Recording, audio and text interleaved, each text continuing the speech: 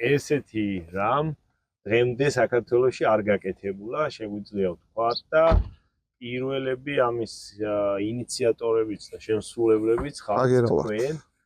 Ხოლოთ რუსეთში შეიძლება გქონდეს გამართლება, აი რაც აუხსენი ძალიან მარტივად, საგაზაფხულო ნადირობას. ყველაზე ცუდი რაც არის, თუ იხვი არ არის. კახეთში იმ ტბორებზე მოკვლის ნაცვლად. აი ესეთი რამეები რომ გააკეთონ, ის ჩრდილოეთში წასასვლელი სიტყვაზე 100 იხვიდან 1-იც რო დარჩეს, სექტემბერში თვითონ ეყოლება უკვე 10-15 იხვი და არ დაელოდება ჩრდილოეთიდან მოსულს და ინადირებს კანონიერად და ლამაზად და საგაზაფხულო ნადირობაზე ვიტყვი უცებ. საგაზაფხულო ნადირობის მოთხოვნას ჯობია მოვითხოვოთ საშემოდგომო ნადირობა.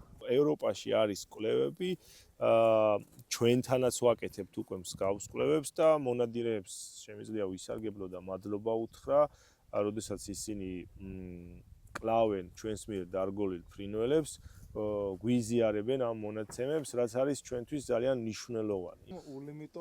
ულიმიტო არაფერი არ არის დედამიწაზე. კი, რა თქმა უნდა, ნუ მაგიტომ დაარქვეს ამათ ეს სახელი, იყო ისეთი, რომ ანუ გავხადოთ, ანუ შეუზღუდავი ულიმიტო ჩვენი დახმარებით. აი გარიელების შემთხვევაში ქონდა ესეთი შემთხვევები გენეტიკური კვლევებით დავადასტურეთ, რომ რამოდენიმე მამრი იყო მოსული ჩრდილოეთში არსებული პოპულაციით. ხაზარულას ხასიათი ცოტა უფრო რთულია წინასწარ განსაზღვრა. როგორც ველური ხოხობი, ისე არის ხაზარულას იხვებში. ჩრდილოეთში მობუდარი ინდივიდები მოდიან ეტაპობრივად. პერიოდისთვის ჯობია რომ უკვე იდგეს ბუდეები დაახლოებით როდიდან იწყებენ შემოსვლას და კვერცხდების ფაზას და ამავდროულად ამას მივაბად ჯავახეთის თემაც. მოგესალმებით თქვენ პირველ რიგში და მადლობა ასეთი კარგი ინიციატივისთვის, იმიტომ რომ ესეთი რამე მე შემიძლია ვთქვა რომ ნუ ყოველ შემთხვევაში მე რაც ვიცი 2010 წლიდან ფრინველებზე ვმუშაობ, განსაკუთრებით იხვებზე, სამხრეთ საქართველოში, ჯავახეთში საკმაოდ ბევრი სხვადასხვა სახეობის მობუდარი იხვი ყავს და ჩვენ მათ მონიტორინგს ვაკეთებთ, მაგრამ ესეთი რამ დღემდე საქართველოში არ გაკეთებულა, შეგვიძლია ვთქვათ და პირველები ამის ინიციატორებიც და შემსრულებლებიც ხართ თქვენ და დიდი მადლობა და მე მიხარია ძალიან ისე რომ რაღაცა ახლო ურთიერთობაში შემოვედით თქვენთან, ვიპოვეთ ერთმანეთი, მოდი ასე ვთქვათ, მეგობრულად და კარგ საქმეს ვაკეთებთ და ყველაზე მნიშვნელოვანი ჩემი აზრით რაც არის დღესდღეობით არ არის მნიშვნელოვანი ჩვენი 15 ბუდიდან რამდენი იქნება წარმატებული, თუნდაც მესამედი იყოს წარმატებული ჩვენთვის და თქვენთვის იქნება ძალიან დიდი წარმატება. ყველაზე დიდი საქმე არის ის რომ ხალხს ვაჩვენოთ რომ ეს მუშაობს ბუნებაზე მუშაობს. აი მაგაზე მინდა ხაზგასმა ზუსტად. და ეს იყოს რაღაცა შემდგომში გაგრძელებადი და იყოს სხვა ადამიანების ჩართვა ამ საქმეში უფრო მეტ ტბაზე, უფრო მეტი ბუდე დავაყენოთ და არ ვიცი, დამიჯერეთ რომ მსგავსი ღონისძიებები ევროპაში და ამერიკაში აი სწორედ რომელსაც ნატრობთ ხოლმე ჩვენ ქართველები, მონადირეები, როდესაც უყურებენ და რამდენი ფრინველია და ესეც სანადირო ადგილას მეც წამიყვანა, მათაც გაიარეს ეს პერიოდი, როდესაც იდგნენ რაღაც სიტუაცია ჰქონდათ ისეთი, რომ ან შემცირდა სახეობები და ვეღარ ნადირობდნენ ისე, როგორც მათი ვთქვათ, ჩვენ ვიცით ხოლმე ეს სიტყვა მამა პაპა. და აქედან გამომდინარე დაიწყეს მათ ზრუნვა, აი ამერიკაში არის ერთ-ერთი კარგი მაგალითი, ესეთი ეს სწორედ მათ ხუთში ყენებ ახლა Duck Unlimited ხია და სწორედ მონადირეებმა, არა ადამიანებმა, რომლებიც კონსერვაციაში იყვნენ ჩართული, არა ადამიანებმა, რომლებიც ანუ მეცნიერები იყვნენ და სამეცნიერო კუთხით მუშაობდნენ, მონადირეებმა აიღეს ინიციატივა, გააკეთეს ეს დიდი ორგანიზაცია, აიღეს იგარით დიდი ტერიტორიები, სადაც საჭირო იყო ხელოვნურად დატბორეს, განათავსეს ესეთი ხელოვნური ბუდეები, ნუ რა თქმა უნდა, იყო იქ მტაცებლების კონტროლიც, შემდგომ იყო ასე ორნითოლოგების ადამიანები, ვინც ფრინველებს სწავლობენ, მათი ჩართვა, კვლევები და დღეს არის ერთ-ერთი ყველაზე დიდი და წარმატებული ორგანიზაცია, ძალიან კარგ კვლევებსაც აკეთებენ, კარგ კონსერვაციასაც აკეთებენ იმ სახეობებზე, რომელსაც დაცვა და ზრუნვა სჭირდებათ და ძალიან კარგად ნადირობენ და ამ ნადირობის კოტებს, ანუ ყიდიან და სპეციალური ადგილები აქვს, სადაც ფრინველებს კვებავენ, სადაც საშენიც აქვთ, ხელოვნურადაც უშვებენ, რა თქმა უნდა, იმიტომ რომ მოთხოვნადია ძალიან და მე ვფიქრობ, რომ არ ვიცი, საქართველოში თუნდაც ჯანდარის ტბაზე და განსაკუთრებით სამხრეთ საქართველოში, სადაც ჩვენ ამის დიდი რესურსი გვაქვს, გავს ღონისძიებებს თუ დავიწყებთ, სულ რამოდენიმე წელიწადში შეიძლება ძალიან კარგად და წარმატებულად ქართველმა მონადირეებმა წინადირონ, თუნდაც ფიტულებით და თუნდაც ფიტულების გარეშე საღამოს გადასცემით. ნიკა, შეგეკითხებით ესეთ რაღაცას, რომ რეალურად ველური ბუდობის პირობებში გარეულ იხს რა უშლის ხელს, იმიტომ რომ იყოს მაქსიმალურად ასე რომ ვთქვათ წარმატებული ბუდობა, იმიტომ რომ ვიცით რომ თუნდაც იმ ამერიკული კვლევებით და ევროპული კვლევებით რომ აი აბსოლუტური ბუნებრივი ტენდენციით რომ მიუშვა იხვის ბუდობა, ხო, 15%-ს არ აღემატება წარმატება, მე როგორც მოვიკვლიე რა. საბოლოო ჯამში, კი, ხო 15-20 არის მაქსიმუმი და 35 იყო ყველანაირი აბსოლუტურად სტერილური რო გახადეს მტაცებლისგან წყალსატევი. და მიუშვეს ისე რა, ანუ ბუნებრივად როგორც იკეთებს რა, ვერაც და 35%-ს და აი მიზეზებზე გვინდა რომ გვესაუბროთ და ამ ბუდის ხო უპირატესობაზე შესაბამისად. ანუ ბუნებრივ გარემოში იხვებზე, ფრინველებზე მოქმედებს ძალიან ბევრი სხვადასხვა ფაქტორი, ანუ ერთ-ერთი ყველაზე დიდი ალბათ რაც შეგვიძლია გვიხარია ეს თუ არ გვიხარია, ვართ ადამიანები. და ეს ადამიანების ზემოქმედება შეიძლება არ იყოს ყოველთვის რაღაც პირდაპირი და ეს არ იყოს ნადირობა. ხო, მაგალითად, აი აქ არ აქვს შესაბამისი ტერიტორია, იმიტომ რომ ტბის ყველა სანაპირო არის ადამიანის მიერ ათვისებული.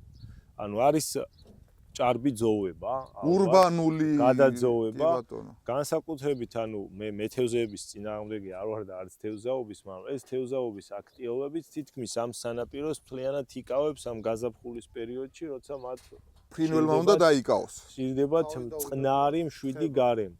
ნუ გარეული იხვები კი შეიძლება წყალსატევიდან რამოდენიმე მეტრის და ასეული მეტრის მოშორებითაც ბუდობდეს, მაგრამ არ არის აქ შესაბამისი ჰაბიტატი. და უშუალოდ იხვები არ ბუდობენ აი ისეთ ჩალებში, მათ შედარებით ცოტა ღია ადგილი სჭირდება. ეს არის ჩემი აზრით ერთ-ერთი პრობლემა, საუბრობ მხოლოდ ჯანდარის შემთხვევაში. მეორე პრობლემა არის, რა თქმა უნდა, მტაცებლები. ეს არის მაგალითად ძუძუმწოვარი ცხოველები, რომლებიც ანუ ძალიან შეიძლება ითქვას, რომ კარგად არიან ადაპტირებულები საქართველოში, განსაკუთრებით ჯანდარაზე, ამ გარემოში ცხოვრებას და ისინი ამ სანაპიროებს მასმერე რაც მეთევზეები ტოვებენ, სანაპიროებს ღამით უკვე ისინი ასუფთავებენ, შეგვიძლია ეგ სიტყვაც ვიხმაროთ, აკონტროლებენ და აქ იხვის ბუდობა არის არა მხოლოდ კვერცხებისთვის და შემდგომში უკვე ბარტყებისთვის, თვითონ მობუდარი იხვისთვის, დედრისთვის საფრთხის შემცველი. ერთ-ერთი რატომაც აქვს ფრინველებს ძირითად შემთხვევაში უფრო მკრთალი, მოდი ასე ვთქვათ, შეფერილობა, მაგალითად დედ იხს არის ის, რომ კარგად შეეხამოს გარემოს, როდესაც ბუდობის პერიოდში იყოს მტაცებლებისგან შეუმჩნეველი. გარდა ძუძუმწოვრების არიან მაგალითად მტაცებელი ფრინველები. თუმცა მტაცებელი ფრინველებში ჩვენ ერთ-ერთ მტრად შეგვიძლია აქ მივიჩნიოთ ჭაობის ძელქორი და მეორე, რომელიც ჯავახეთში ჩემი ბოლო წლების განმავლობაში განხორციელებული კვლევებით გამოვლინდა, არის თოლი. განსაკუთრებით დიდი ზომის თოლიები, რომლებიც იმ შემთხვევაში თუ აღმოაჩენენ იხვის ბუდეს, ჭამენ კვერცხებს. მაგრამ აი, როდესაც გამოჩექს ბარტყებს და გამოიყვანს წყალში, პირველი დღეების ძალიან კრიტიკულია რამდენი დღე დაახლოებით რომ დაახლოებით გარიელის მაგალითი რომ მოვიყვანოთ, გარიელი ყვინთია იხვია და ძირითადად ანუ გაშლილ წყალსატევებში და აქედან გამომდინარე 75-80% გამოჩეკილი ბარტყის პირველივე 2-3 დღის განმავლობაში იღუპება სწორედ თოლიების მტაცებლები. თუმცა გარეული იხობის შემთხვევაში ისინი უფრო კარგად არიან ადაპტირებულნი, თქვათ, ცხოვრებას ჩალიანებში ან ჭაობიან ტერიტორიებში, სადაც ბალახიანებში იმალებიან. ძალიან მარტივად იმალებიან ამ თოლიებისგან ან სხვა მტაცებელი ფრინველებისგან, მაგალითად ვახსენეთ ჭაობის ძელქორი, ხო? და ყველაზე კარგი მსგავსი ხელოვნური ტიპის ბუდეების ყველაზე ასე ვთქვათ კარგი მხარე არის ის, რომ ანუ აქ ფრინველი გრძნობს დაცულად თავს. თავსაც იცავს ერთი ანუ ღრმული. დაცულია მტაცებლებისგან, დაცულია, რადგან მას ჩვენ ვაყენებთ უფრო შიგნით წყალსატევში, რაღაც პატარა კუნძულებზე ან რაღაც ანუ სანაპირო ზოლებს ვაცილებ. სანაპირო ზოლებს მოცილებულია. ეს ნიშნავს, რომ ის დაცულია, ანუ ძუძუმწოვრებისგან, თქვათ, ტურა, მელია, ხო? შორის ანუ ენოტი, მაჩვიც კი შეიძლება იყოს ციყვი და ნებისმიერი რამ შეიძლება წარმოადგენდეს საფრთხეს გარეული იხვისთვის. აქედან გამომდინარე ამ პრობლემას ხსნით, ასე ვთქვათ, მტაცებელ ფრინველებს, ჭაობის ძელქორის და თოლის მხრიდან მტაცებლობას და შეწუხებას. ერთ-ერთი მნიშვნელოვანი არის ეგ, იმიტომ რომ წყლის დონე, როდესაც მატულობს, არის ხოლმე შემთხვევები განსაკუთრებით ადრე მობუდარ ფრინველებს აქვთ ეს პრობლემები, დაიწყებს ბუდობას, მაგრამ შემდგომ ადამიანის ჩარევით თუ ბუნებრივი მოვლენების შედეგად წყლის დონე მატულობს და შესაბამისად ბუდე იტბორება და ფრინველი იძულებულია მიატოვოს ბუდე. ნუ ხშირ შემთხვევაში იხვები ხელმეორე ბუდობას იწყებენ, მაგრამ ხელმეორე ბუდობა გულისხმობს უფრო ნაკლებ კვერცხს და ნაკლებ წარმატებას. და აქედან გამომდინარე, რადგან ჩვენ ამ ორ დიდ პრობლემას, ასე ვთქვათ, ხსნით, პოტენციალი ძირითად შემთხვევაში იხვები კარგი დედები არიან, მოდი ასე ვთქვათ და შემდგომ უკვე ძალიან მარტივად გამოყავთ ბარტყები. თუმცა ამით არ თავდება, რა თქმა უნდა, ბარტყების გამოყვანის შემდგომ იწყება მათთვის ახალი ეტაპი, ყველაფერი ახალია და პირველი დღეები არის ძალიან გადამწყვეტი და ესე კრიტიკული მათ ცხოვრებაში. თუმცა ძალიან მალე 2-3 დღეში ისინი ადაპტირდებიან გარემოს და ძირითად შემთხვევაში ფრენის ასაკს ესეთი გადარჩენილი ინდივიდები 80-90% ძალიან მარტივად აღწევს.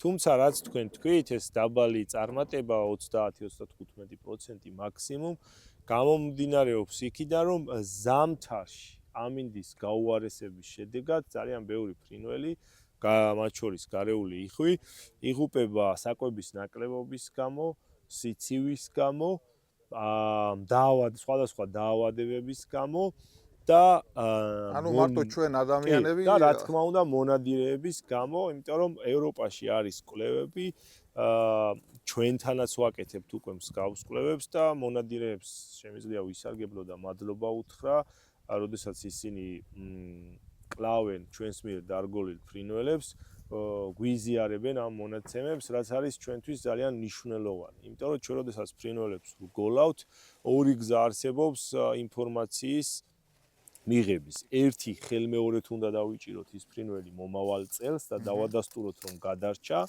ან ყველაზე კარგი გზა არის მონადირე მოკლავს და შეგვატყობინებს თუ სად მოკლა ფრინველი და ამ რგოლის ნომრის მიხედვით ჩვენ მარტივად შეგვიძლია დავადგინოთ რამდენი ხანი იცოცხლა და დაახლოებით განსაზღვროთ გამოსაზამთრებლად სად წავიდა და რა მარშრუტით მოძრაობდა. და მსგავსი კვლევები ევროპაში ცხადყოფს, რომ დაახლოებით 50 ძალიან უხეშად რო ვთქვათ 70% ახალგაზრდა წლევანდულას ვეძახით ჩვენ დარგოლილების ყველას ვერ ვგოლავთ, რა თქმა უნდა და ბევრად ნაკლებს ვგოლავთ, ვიდრე არიან საქართველოშიც და ნებისმიერ სხვა ქვეყანაში, გინდაც ევროპაში და გინდაც ამერიკაში, მაგრამ ანუ დარგოლილი ინდივიდების ნახევარზე მეტი პირველ წელსვე იყო მონადირებული მონადირეების მიერ. თუმცა იქ ნადირობის კოტებიც და მოპოვებული ინდივიდების რაოდენობა ძალიან ბევრად მეტია, ვიდრე ჩვენ გვაქვს საქართველოში, რა თქმა უნდა, მაგრამ ეს იმას ნიშნავს, რომ ახალგაზრდა ინდივიდები არ არიან გამოცდილები და შედარებით მარტივად ეგმებიან ხაფა მონადირის კი ბატონო. მონადირის ხაფანში თუნდაც ეს იყოს ანუ სატყუარად გამოყენებული ვთქვათ ფიტულები ან პირის საძახი ანუ ხმა კი ბატონო. და აქედან გამომდინარე მეორე წელს გარეული ხვევი მეორე წელს ვებუდობენ წინა წელს დაბადებულების ალბათ შეიძლება 35-30%-ზე ნაკლები იწყებს ბუდობას. თუმცა ეს 30%-იც საკმარისია პოპულაციის სტაბილურობისთვის და თუნდაც ზრდისთვის. აი არის მთავარი ეს არის შევინარჩუნოთ მთავარი, იმდენი, ოღონდ ყველაზე მთავარი არის დავიცვათ ალბათ ჩვენ თუნდაც ის მონადირის წესები, ну კანონი რა თქმა უნდა, მაგრამ მონადირის წესებიც გვაქვს ჩვენ ხო, ყველა მონადირეს ვიცით ეთიკური და ანუ ჩვენი წინამორბედი მონადირეებისგან, რომ როდესაც გამრავლების სეზონი იწყება, ნადირობა იკრძალება იქიდან გამომდინარე, რომ ვთქვათ, დღეს არის უკვე მარტის შუა რიცხვი, მარტის 18 რიცხვია და დღეს მოკლული ვთქვათ ჯანდარაზე ერთი იხვი უდრის ვთქვათ შემოდგომაზე 10. ძალიან მარტივი საშუალოდ რო აიღო ასე რომ ვთქვათ. მაგალითი რომ გავაკეთოთ და თუ დღეს ჩვენ ვიზრუნებთ ფრინველებზე, რომ უკეთ გამრავლდნენ და გამრავლების წარმატება იყოს უფრო მაღალი ვიდრე ეს ადამიანის ჩარევის გარეშე, რა თქმა უნდა ეს უკვე შემოდგომაზე და ზამთარში აისახება თითოეული მონადირის წარმატებულ ნადირობაზე და მიზანი რეალურად ადამიანების ბუნებაში ჩარევის და რასაც ჩვენ ვეძახით კონსერვაციის რეალურად არის ეგ, რომ ეს ასე ვთქვათ ამოწურვადი რესურსები გრძელვადიანად გამოვიყენოთ და ისე გამოვიყენოთ, რომ არც ბუნებას მიადგეს ზიანი და ჩვენც სარგებელი მივიღოთ, იმიტომ რომ ულიმიტო არაფერი არ არის დედამიწაზე. კი, რა თქმა უნდა, ნუ მაგიტომ დაარქვეს ამათ ეს სახელი, იყო ისეთი, რომ ანუ გავხადოთ, ანუ შეუზღუდავე ულიმიტო ჩვენი დახმარებით. კი. ნიკა, ეხლა ერთ შეგეკითხები, რამდენად ახასიათებს იღს, სადაც გამოიჩეკა, იბარტყა გადარჩენილი ინდივიდები იმ თავის ადგილს რომ დაუბრუნდეს. თუ არის ესეთი ხასიათი გამოკვეთილი, მე კი ვიცი რომ არის, მაგრამ მინდა რომ თქვენ აღნიშნოთ როგორც კომპეტენტურმა პირმა და ამ ბუდეების მთავარი პრინციპი არის ეგ, რომ გადარჩენილი ინდივიდები მომავალში საბარტყოთ უბრუნდებიან იმ არეალს, რაც ხდის მყარ პოპულაციას. აი მას მინდა რომ ხაზი გაუსვათ და კი. რამდენად მართალია ეს? რა თქმა უნდა, მაგას არა მხოლოდ საქართველოში, არამედ სოფლიოში განხორციელებული სხვადასხვა კვლევები ადასტურებს. თუმცა სხვაგან რომ არ წავიდეთ და ჩვენი ქვეყნის მაგალითზე ვისაუბროთ, 2017 წლიდან მე აქტიურად მუშაობ გარიელზე, რომელიც არის ერთ-ერთი ყველაზე მოწყვლადი სახეობა არა მხოლოდ საქართველოში, კავკასიაში და მსოფლიოში და ეს არ არის მოწყვლადი მხოლოდ იმიტომ რომ მასზე ნადირობდნენ, აქ სხვა ბევრი ფაქტორი არსებობს. ჩამოუთვალეთ წინარე ბუნებრივი ფაქტორები უკვე.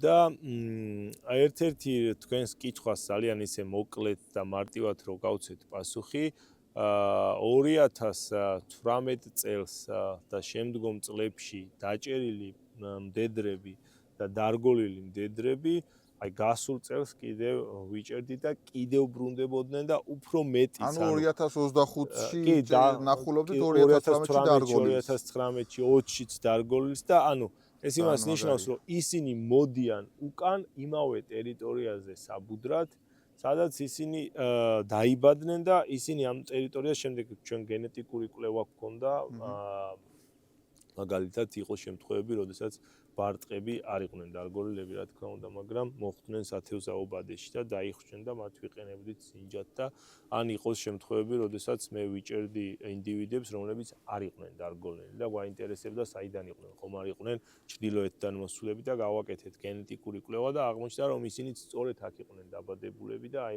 ჩემი დარგოლილი ინდივიდების შთამომავლები იყვნენ.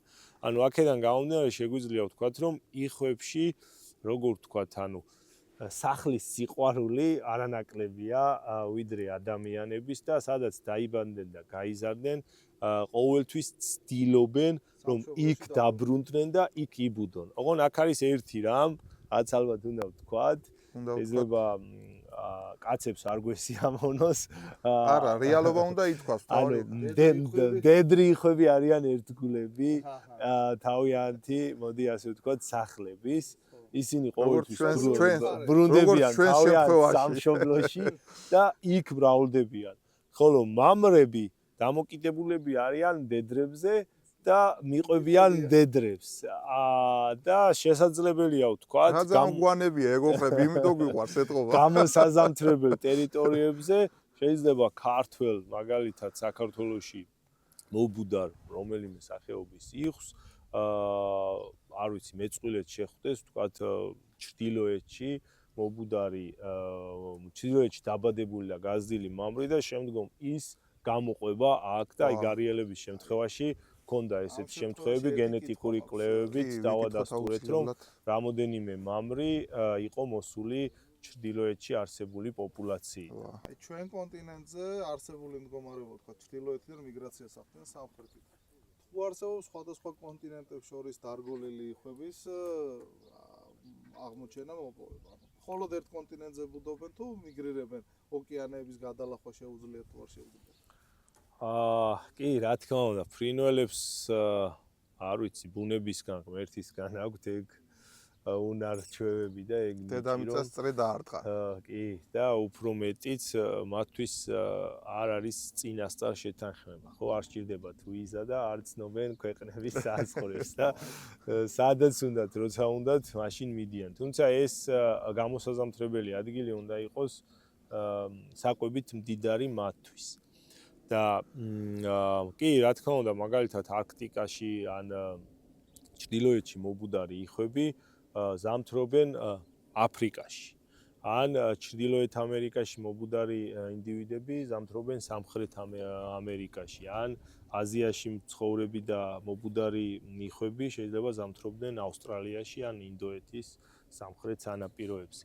საქართველოს მაგალითით რო ვთქვათ, ჯავახეთში დარგოლილი იხვების, ну, როდესაც ჩვენ ვიცით რომ ის არის ახალგაზრდა ან ყველაზე კარგი არის, როდესაც ვიჭერთ ინდივიდს, რომელიც ნამდვილად არ შეუძლია მას ფრენა, განსაკუთრებით აგვისტოს ბოლოს, აქვს ხოლმე ესეთი შემთხვევები და ჩვენ შეგვიძლია ძალიან მარტივად დავასკვნათ, ხო, რომ ის იხვი არის დაბადებული, ვთქვათ, მადატაფის ტბაზე და როდესაც იმას დავრგოლავთ, თუ ამ კონკრეტულ ინდივიდს ვინმე სადმე სხვაგან მოკლავს, უკვე ვიცით, რომ მადატაფაზე დაბადებული იხვი ჩავიდა, ну, ამ ტერიტორიაზე. თუმცა ძირითად შემთხვევაში ჩვენ ვრგოლავთ უკვე ისეთ ინდივიდებს, რომლებსაც ფრენა შეუძლიათ, კი, უმეტესობა მათგანი არის ახალგაზრდა, მაგრამ შეიძლება იყოს მოსული ჩრდილოეთიდან.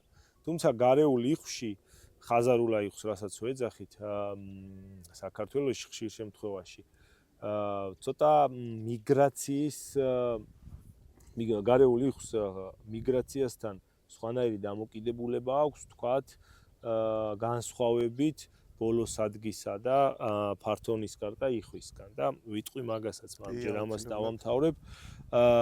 ანუ ჩვენ გვქონდა ძალიან ბევრი, ასე ვთქვათ, უკუკავშირი მონადირეებისგან, გვქონდა კახეთიდან, მაგრამ უფრო ბევრი გვაქვს დასავლეთიდან, გურიიდან და სამეგრელოდან.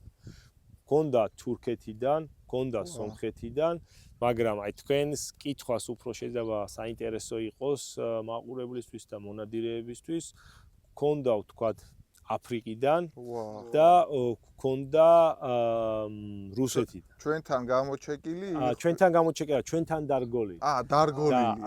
ჩვენ რადგან ზუსტად არ ვიცით სად არის გამოჩეკილი, დიდი ალბათობით ეს იყო გამოჩეკილი რუსეთში.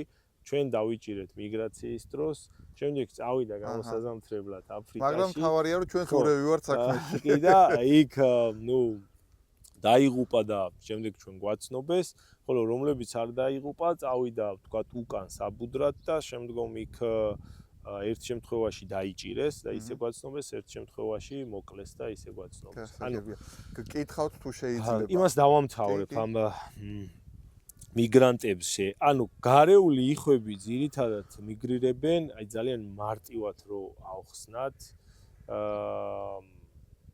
აყურებლისთვის ეტაპობრივად. და ეს არის ერთ-ერთი მიზეზი იმის, რომ ჩვენთან ზამთარში უფრო და უფრო ნაკლები იხვი ზამთრობს. ეს არის კლიმატის ცვლილების მიზეზი პირველ რიგში და არანაირი მონადირეების და არანაირი პოპულაციის გლობალური პოპულაციის შემცირება.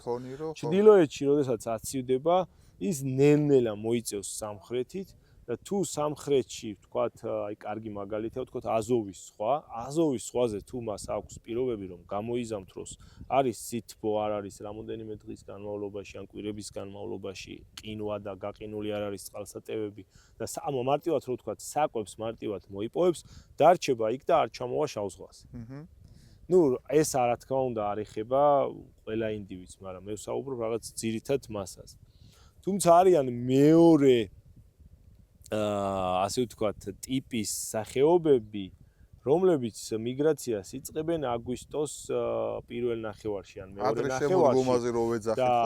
და ჩვენთან სეზონი, როდესაც ვთქვათ, იხსნება, მიგრაცია უკვე ჩავლილია და ნუ ძირითადი მასა უკვე არის, მოდი ასე ვთქვათ, მაგალითის აფრიკაში გამოსაზამთრებლად. ნუ მსგავსი სახეობები ჩვენ შეგვიძლია ვთქვათ,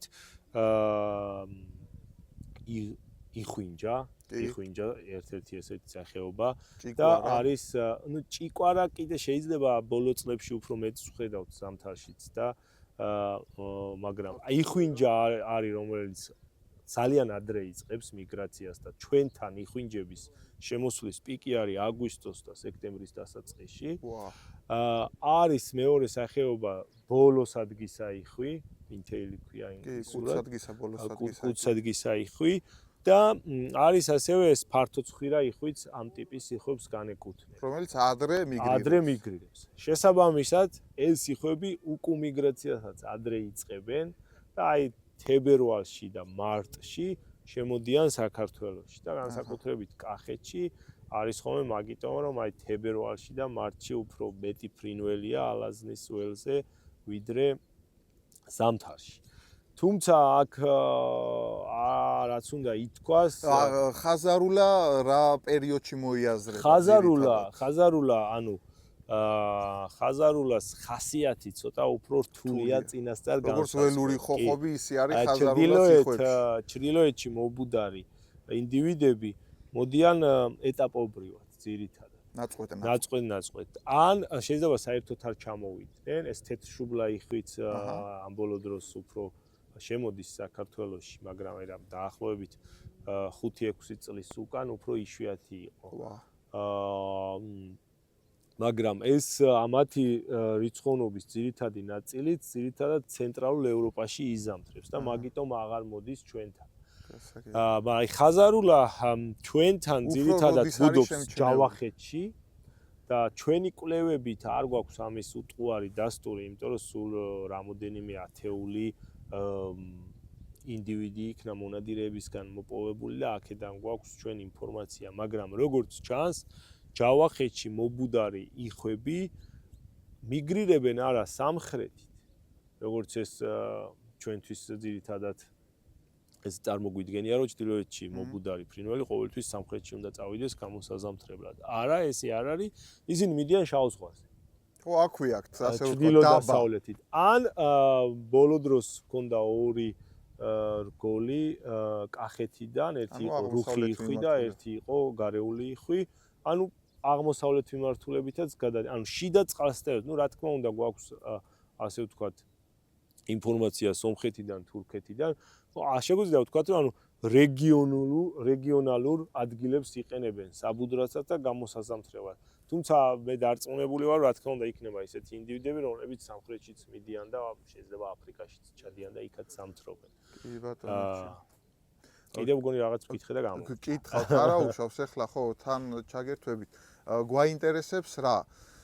თქვათ ახლა როდესაც ამ ბუდეების დაყენებაზე არის ლაპარაკი, რა დროსა და პერიოდში უნდა დავახვედროთ ეს ბუდეები უკვე არსებულ წყალსატევებზე, ანუ თქვათ ბარის წყალსატევებზე ამ შემთხვევაში, როგორიც არის თქვათ ამ შემთხვევაში ჭანდარა იქნება ეს კუმისი თუ ნუ დაბლა ბარს რასაც ვეძახით. რა პერიოდისთვის ჯობია რომ უკვე იდგეს ბუდეები დაახლოებით როდიდან იწყებენ შემოსვლას და კვერცხდების ფაზას და ამავდროულად ამას მივაბათ ჯავახეთის თემაც ბუდობის კი ბატონო და ჩავამატოთ ისის ბოდისვიხტი, თქვათ, რამდენ კვერცხს დებს, საინკუბაციო დრო რამდენია და ეს რაღაც ისინი რომ შევიტანოთ.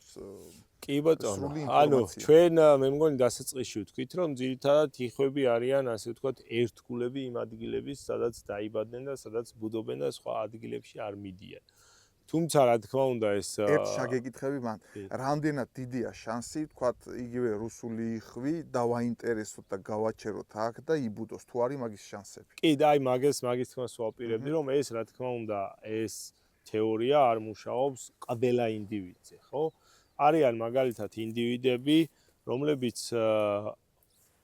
სხვადასხვა მიზეზების გამო ვეღარ ბრუნდებიან თავის სამშობლოში და ხვდებიან რომ თვითონ რომ თვითგადარჩენას ინსტინქტი ერთევა და თვითონ რომ გადარჩეს უნდა დარჩეს სადღაც იმიტომ რომ შეიძლება ეს იყოს გამოწვეული ვთქვათ საკვები უძლურობით კი საკვები ბაზა არ იყო კარგი ზამთრის ტერიტორიებზე იმიტომ რომ ჩვენ ვიცით რომ მიგრაციის წინ ფრინველები ინტენსიურად იკვებებიან და აგროვებენ ცხიმს ეს ცხიმი იმიტომ სჭირდებათ რომ ფრენისას ცხიმს წვავენ და იყენებენ ენერგია ამ შემთხვევაში ისინი შეიძლება გაჩერდნენ სადმე და ანუ თუ ეს იქნება ვთქვათ შემოდგომა კი შეიძლება თავდაპირველად მისი მიზანი იყო წასულიყო აფრიკაში და იქ გამოეზამთრა მაგრამ იქიდან გამომდინარე რომ ფიზიკურად ეს მისთვის შეუძლებელი იყო ან ამინდიდან გამომდინარე დარჩეს და გამოიზამთროს ჯანდარის ტბაზე იგივე შეიძლება ვთქვათ მობუდრებზე და ამას თუ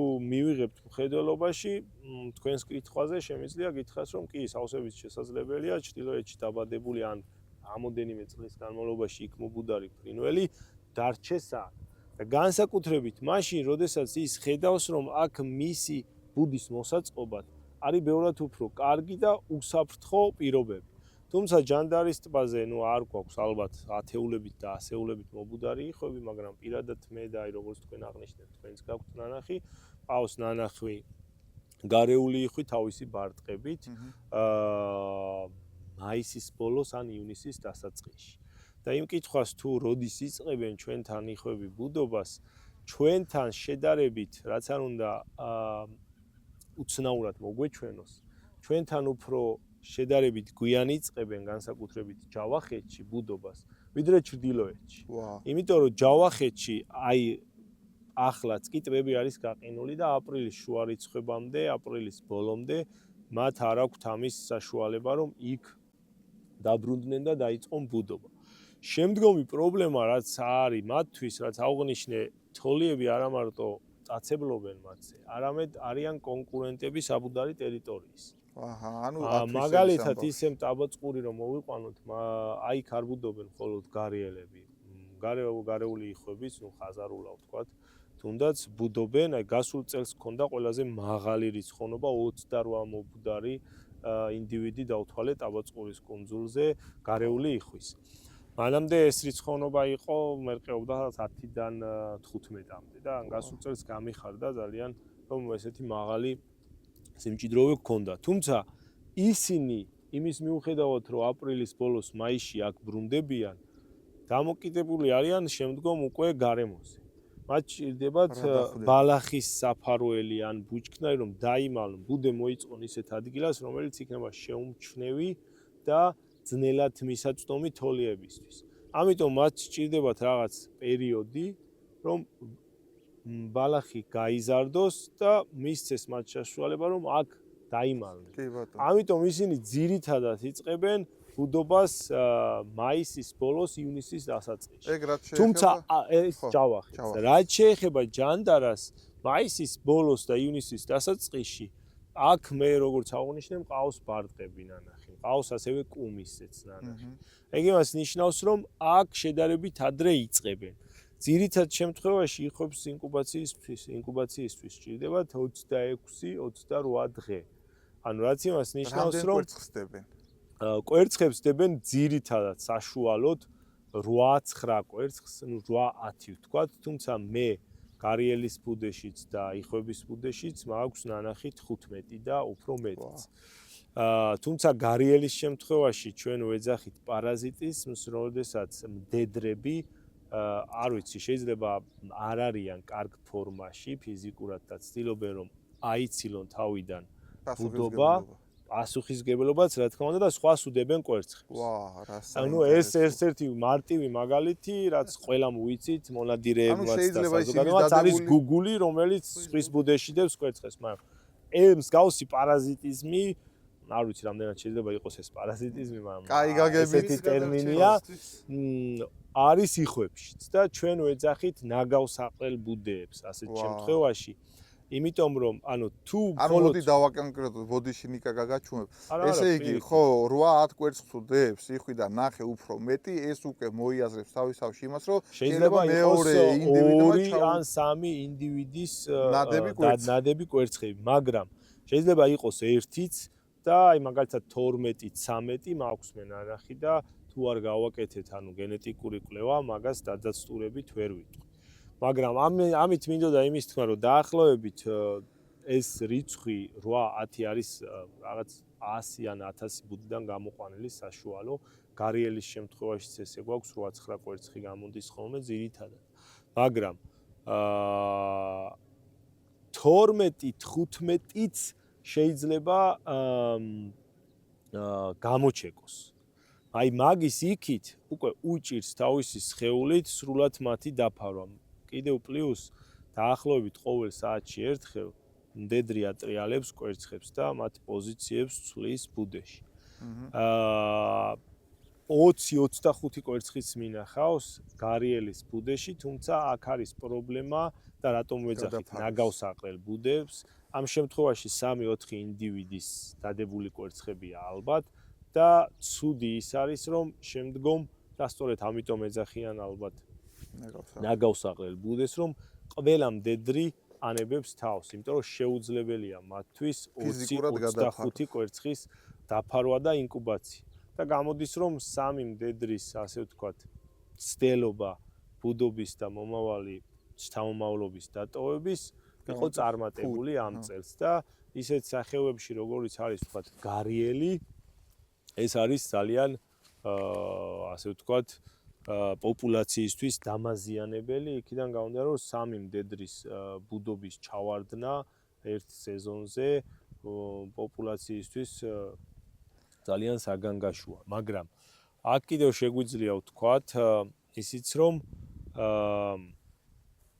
მსგავს შემთხვევებში შეიძლება ეს კვერცხები შეგროვებული იქნას და აი ადამიანების დახმარებით, მაგალითად ინკუბატორის საშუალებით იყოს გამოჩეკილი და მერე ხელოვნურად ბუნებაში დაბრუნებული. თუმცა ამას ძალიან ბევრი რესურსი სჭირდება და ესეთი მარტივი არ არის. აი თქვენ რასაც აკეთებთ, ამასაც ძალიან ბევრი რესურსი სჭირდება და ალბათ მაყურებელმა უნდა იცოდეს, რომ ამას აკეთებთ თქვენი პირადი ხარჯებით და არანაირი დაფინანსება და არანაირი გრანტი არ გაქვთ და ეს არის, არ ვიცი, მისასალმებელი, მისაბაძი და დასაფასებელი საქმე. კითხავთ კიდე კითხავს რა გამოგვივლებს ამ 8-10 კვერცხს რამდენ ხანში დებს? ანუ დების პერიოდი რა აქვს დაახლოებით იყო? და ინკუბაციის გამოჩეკვა. ხო, გამოჩეკვა 26-28 დღე ძირითადად. კარგი კითხვა. რომ განსაზღვროთ ვადები, რომ ბუდე დავახვედროთ, აი იმიტომ მაინტერესებს. ვთქვი ინკუბატორთან და კვერცხებთან დაკავშირებით. ბრძანეთ. მე მახსოვს დასავლეთ საქართველოში ჯაპანის ტბორულ მეურნეობაზე არსებობდა ინკუბატორი, იმ შემორჩენილი შენობის ნაშთებიც არსებობს. სხვაგან თუ არსებობდა მსგავსი ინკუბატორები, ან თუ არის რამე საქართველოში და მინი თუ უწყობდნენ ადრე ხელს იხვის გრადი პოპულაციის შექმნას, ასეთი პრეცედენტები თუ ხდება უახლოეს საქართველოს ისტორიაში. კი ბატონო. ჯერ იმდენი კითხებია, რომელიც იხვის ისა კვერცხის დადების პერიოდი. უბრალოდ შემახსენეთ. კი. კვერცხის დადების პერიოდი შეიძლება მოიცავდეს, იყოს შუალედი 1 ან 2 დღე. ანუ სიმართლე ვთქვა, აი ჩემი პირადი გამოცდილებით გარეულ იხვზე არ მაქვს ჩატარებული მე თვითონ კვლევა და ანუ 1-2 დღე შეიძლება ეს იყოს 3-იც გააჩნია ხო, ფაზას. მდედრს. კი. მაგრამ მდედრის ანუ კონდიციას, ფიზიკურ მდგომარეობას, მაგრამ ჩემი გარიელებზე დაკვირვება აჩვენებს, რომ თითქმის ყოველ დღე ან მაქსიმუმ 2 დღეში ერთხელ დებს ერთ კვერცხს. და ყველაზე ისეთი ალბათ რაც საინტერესო იქნება, რომ ვთქვათ, სანამ არ დააგროვებს არაფერი გააგრძელე შენ. სანამ არ დააგროვებს 7-8 კვერცხს, არ იწყებს ინკუბაციას. 7-8 კვერცხის დაგროვების შემდეგ ქართულად ქვია ღინღლი ალბათ. კი. ღინღლს, ანუ გარეული იხვები ასევე იყენებენ, ანუ გამხმარ ბალახებსაც, რომ ეს ბუდე უფრო ლამაზად მოაწყოს, მაგრამ აი გარიელები და ყვინთია იხვები ძირითადად იყენებენ მხოლოდ ღინღლს. და ამ თვითონ ნისკარტით იცლის, მაგით შემოფენს კვერცხებს და ეს გარდა იმის, რომ კარგი თბოიზოლატორია და სითბოს ინარჩუნებს, ხო და გვერდებში არ უშვებს, როდესაც მდედრი კვერცხებზე ზის. სხვა დანიშნულებაც აქვს, რა თქმა უნდა, იმიტომ რომ ყოველი დღეში ტოვებენ ბუდეს ერთხელ, ალბათ ესეც შეგვიძლია ვთქვათ. კი, საინტერესოა. ბუდეს ტოვებენ დღეში ერთხელ, ძირითად შემთხვევაში დღის განმავლობაში, მაგრამ მქონდა შემთხვევები გარიელზე, როდესაც იყო ერთი ინდივიდი, არ ვიცი, ჩემთვის უცნაური. ეგ როდესაც ბუდეზე ზის, მაშინ ტოვებს. ბუდეზე 24 საათის განმავლობაში ტოვებს ერთხელ ბუდეს დაახლოებით საშუალოდ 2 საათით, რომ გამოიკვებოს. დანარჩენი ზის ბუდეზე. თუმცა სანამ ბუდეს დატოვებს, თქვით რომ ყოველ საათში ერთხელ იცვლის პოზიციას და კვერცხებს ატრიალებს. მაგრამ სანამ ბუდეს დატოვებს, ბუდეს გარდა იმისა, რომ არ გადაცივდეს, ან არ გადახურდეს, ფარავს თავისი ღინღლით, თავისი ბუმბულით. და გარდა მაგის ეს იცავს კვერცხებს სხვა მტაცებელი თუნდაც თოლიებისგან, რომ კვერცხები დარჩეს, ბუდე დარჩეს შეუმჩნეველი. სწორედ ამიტომ არის ხოლმე ცუდი, როდესაც მაგალითად ადამიანები სხვადასხვა ინტერესის გამო მეც გადავდივარ კუნძულზე და ვმუშაობ და ხშირად თუ თქვამს, რომ აი ჩვენ რატო გვიშლი, ჩვენც გვაინტერესებს, შენ დადიხარ და შენ თუ არ აზიანებ მათ ბუდებს, ჩვენც არ დავაზიანებ და ჩვენს ფრთხილად ვიქნებით. მაგრამ მე როდესაც იქ დავდივარ, ძალიან ფრთხილად, რა თქმა უნდა, მეც მქონია, თქვათ, ყოფილა შემთხვევა, რომ ვთქვათ, ერთ-ერთ მოხალისეს ფეხი დაუდგავს. ბუნებრივი მომენტია. ყოფილა, რა თქმა უნდა, ვაღიარებ, მაგრამ როდესაც ვიზიტორები გადადიან, მათი მიზანი არის იქ კუნძულის დათვალიერება, ან უბრალოდ რაღაც სელფის გადაღება. ისინი აწუხებენ ფრინველებს და შეწუხება რაში მდგომარეობს, რომ აუხსნათ, რომ ეს შეწუხება ის კი არ არის, რომ ფრინველი შეწუხდა და ეს ძალიან ცუდია. ფრინველი რომ შესაძ წუხდება, ტოვებს ბუდეს და ამ მომენტში არ აქვს მას დრო, რომ კვერცხები დაფაროს ბუმბულით. დროზე ადრე გადის. და როდესაც ტოვებს, შემდეგ აქ ეს დამოკიდებულია, ვთქვათ, ადამიანები რამდენი ხანი დარჩებიან კუნძულზე, მაგრამ თუ 10-20 წუთი დარჩნენ, შემდგომ ის მიდის საკვებად და ამ დროს იყენებს კვებისთვის და 2 საათში, საათნახევარში ბრუნდება უკან. ეს 2 საათი და საათნახევარი ღიად დარჩენილი კვერცხები თუ მზეზია, გადახურდება, თუ ცივა, განსაკუთრებით ჯავახეთში 1 აგვისტოს -1 ქონდა 2018-ან 2019 წელს გამთენიისას. მე და ჩემი მეგობარი ვიყავით კარავში და აი ძალიან გაჭირდა დილით მანქანაში შემოწინა -1 საჩვენებდა. ანუ ეს სიცივე უკვე დამღუპელი. მაგრამ ყველაზე ცუდი ხშირ შემთხვევაში მოკლე პერიოდით სიცივემან სითბომ შეიძლება ვერ მიაყენოს იმდენი ზიანი და ვთქვათ ამ 8-9 კვერცხიდან 2-3 დააზიანოს და დანარჩენები გადარჩა. ანუ ღიად დატოვილი ბუდე არის ძალიან კარგად აღმოსაჩენი და კარგი სამიზნე თოლიებისთვის, ჭაობის წელქორებისთვის და ხშირ შემთხვევაში ბუდეზე დაბრუნებული მდედრი აღმოაჩენს, რომ იქ ცარიელი ბუდია და კვერცხები უკვე შეჭრილია მტაცებელი სახეობებისგან. თქვენს კითხვაზე არ მიპასუხია, ოღონდ დავიმახსოვროთ. აქვე მინდა გითხრათ, ამ გამრავლების პერიოდში მამრი რა მონაწილეობას იღებს? ხო. აი ახლა შეგვადარებს ისე ჩვენ და ამ სირცხვილს. ცოტა საინტერესოა. კარგი, მოდი ამ კითხვას უპასუხოთ მაშინ. და ანუ ფრინველებში, რადგან მოდი იხოებზე ვსაუბრობთ, სხვა ფრინველებზე აღარ ვისაუბრებ, თუმცა ისე ზოგადად ვიტყვი, რომ არიან რა თქმა უნდა ფრინველებში სახეობები, განსაკუთრებით მტაცებლებში, რომლებიც ანუ მე არ მიყვარს ეს მდედრი და მამრი, დედალს და მამალს ვიყენებ ფრინველებში, არ ვიცი, ბავშვობიდან მომდგავს, მაგრამ ორივე ერთი და იგივეა რეალურად. დედალი და მამალიც ერთნაირად ზრუნავს შთამომავლობაზე, მტაცებლებში თქვათ კვებავენ მათ და უფრო მეტიც, ინკუბაციის დროს დედალს ენაცვლება მამალი და მამალს ენაცვლება დედალი. ანა გვაქვს შემთხვევები მტაცებლებში ან ბუებში, როდესაც მამრი ზრუნავს ინკუბაციის დროს დედრის გამოკვებას. ესეთი შემთხვევები, მაგრამ იხოები ცოტა ეს ამაყი წვანეთავიანი ესე იხოებში რა ხდება? იხოებში ძირითადად წყვილების შექმნა იწყება იანვრის ბოლოს თებერვალში. ძირითად სახეობებში წყვილები იქმნება გამოსაზამთრებელ ადგილებში, თავიდანაც ვახსენეთ და შემდგომ უკვე მამრები მოყვებიან დედრებს და დაახლოებით ეს დამოკიდებული ადგილზე ვთქვათ ჯანდარის ტბაზე ეს შეიძლება იყოს აპრილი და ჯავახეთში ეს შეიძლება იყოს მაისი ან ივნისის დასაწყისიც. ვეძახით ამ საქორწილო ცეკვებს, როდესაც მამრები ცდილობენ თავიანთი უკვე შეძენილი დედრები დაიცვან სხვა მამრებისგან და ტერიტორიული ქცევა ან თავის მოსაწონებელი ქცევა, ანუ იხოებში აქვს ესე თავს წევენ მაღლა და მერე დაბლა წყალზე გარეელებში, ესე ძალიან ლამაზი სანახაობაა რეალურად და თვითონ ამ გარეული იხოების ბრძოლაც, იხვია და ალბათ ისე წარმოუდგენელია მათი ბრძოლა, მაგრამ საკმაოდ ისეთი ეფექტური. მაგრამ როგორც კი დედრები შეაგროვებენ 7-8 კვერცხს ან თუნდაც 10 ვთქვათ და დაიწყებენ ინკუბაციას, მამრის როლი სრულდება. მამლები ამ დროს მიდიან დასასვენებლად. დასასვენებლად მიდიან. ზედაწყალი არ გაუჭირდებათ.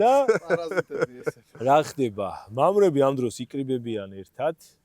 მიდიან, ქმნიან კი რა თქმა უნდა გუნდებს და არჩევენ ისეთ ტერიტორიებს, რომლებიც არის მათთვის უსაფრთხო და საკვებით მდიდარი ტერიტორია. და იწყებენ განგურს. თუ არ ვიცით, განგური არის ფრინველებში ბუმბულის გამოცვლა. იმიტომ რომ ფრინველებში ბუმბული არის ერთ-ერთი მნიშვნელოვანი რამ, თუნდაც სითბოს შენარჩუნებისთვის და თუნდაც ფრენისთვის. ფრენისთვის განსაკუთრებით და ჩვენ ვეძახით მომქნევ ბუმბულებს, რომლებიც არის თვითონ ფრთაზე და რომელიც ძირითადად განაპირობებენ და სცენენ ფრინველებს ფრენის უნას, ხო? და როდესაც ამ ბუმბულებს იცვლიან დაახლოებით გარეული იხოები 2 კვირის განმავლობაში ან 10 დღის განმავლობაში ძირითად შემთხვევაში ფრენის უნარს კარგავენ. და მე მქონდა ესეთი შემთხვევაც, როდესაც ჯავახეთში ერთ-ერთმა ფერმერმა და მონადირემ ეს პერიოდი და ეს ქცევა ძალიან კარგად იცოდა და დადიოდა ამ ადგილში და იჭერდა მათ. რამდენ ცოტა არაკეთის სიერს გაუჩნდება ახლა მაგის სურვილი ამის მოსვენება. თუნდაც ესეთი ერთი შეხედვით მარტივი სახეობის ეკოლოგიის, ბიოლოგიის ცოდნა ბევრ ამაში შეიძლება დაეხმაროს ადამიანს, ხო? თუნდაც გადარჩენაში და თუნდაც ამ სახეობების უფრო უკეთ გამრავლებაში. და მამრები აქ რჩებიან, დაახლოებით შეიძლება ეს 1 თვე ან ცოტა მეტი დასჭირდეს სრულიად ბუმბულის გამოცვლას და შემდგომ დედრების დამოუკიდებლად მიდიან ხშირად გამოსაზამთრებელ ადგილებში. ხო რომ დედრები რიგ შემთხვევაში პერიოდული განგური ახასიათებთ, თუმცა ძირითად შემთხვევაში, როდესაც ისინი დაასრულებენ ბუდობას და ბარტყები დაფრთიანდებიან, აი მერე იწყებენ განგურს. იმიტომ რომ იმ პერიოდში მათთვის ფრენა ძალიან მნიშვნელოვანია. მაგრამ არიან მამრები მაგალითად აი გარეელების შემთხვევაში, როდესაც ძირითადად მამრები უფრო მეტნი არიან ვიდრე მდედრები. იხოებში, გააჩნია ეს სახეობებს მაგალითად გარეელებში და გარეული იხოებში, საქართველოს მაგალითზე რო ვთქვათ, ეს შეფარდება არის ვთქვათ 1.2-1-თან, ანუ ერთ მდედრზე მოდის 1.2-1.3 მამრი. მაგრამ აი უფრო მარტივად რო ვთქვათ, ქოჩორა ყვინთიები ალბათ იცის ჩვენმა მსმენელმა და წითელთავა ყვინთია, რომელიც ბოლო დროს ამოღებულია სანადირო ნუსხიდან მისი გლობალური პოპულაციის მკვეთრი შემცირების გამო. თუმცა აქ რამოდენიმე ასეული ინდივიდიანი გუნდი ყოველ წელს ზამთრობს ჯანდარის ტბას.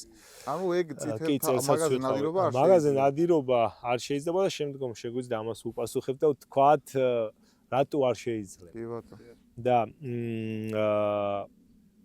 არიან მამრები, რომლებსაც არ მოიეცათ საშუალება, რომ დედალი ყოლოდათ, ანუ მეწყვილე ყოლოდათ, ცოლი ყოლოდათ. ესამეც ისინი ცდილობენ მაქსიმალურად დაიხარჯნონ, რომ იშოვონ მეწყვილე.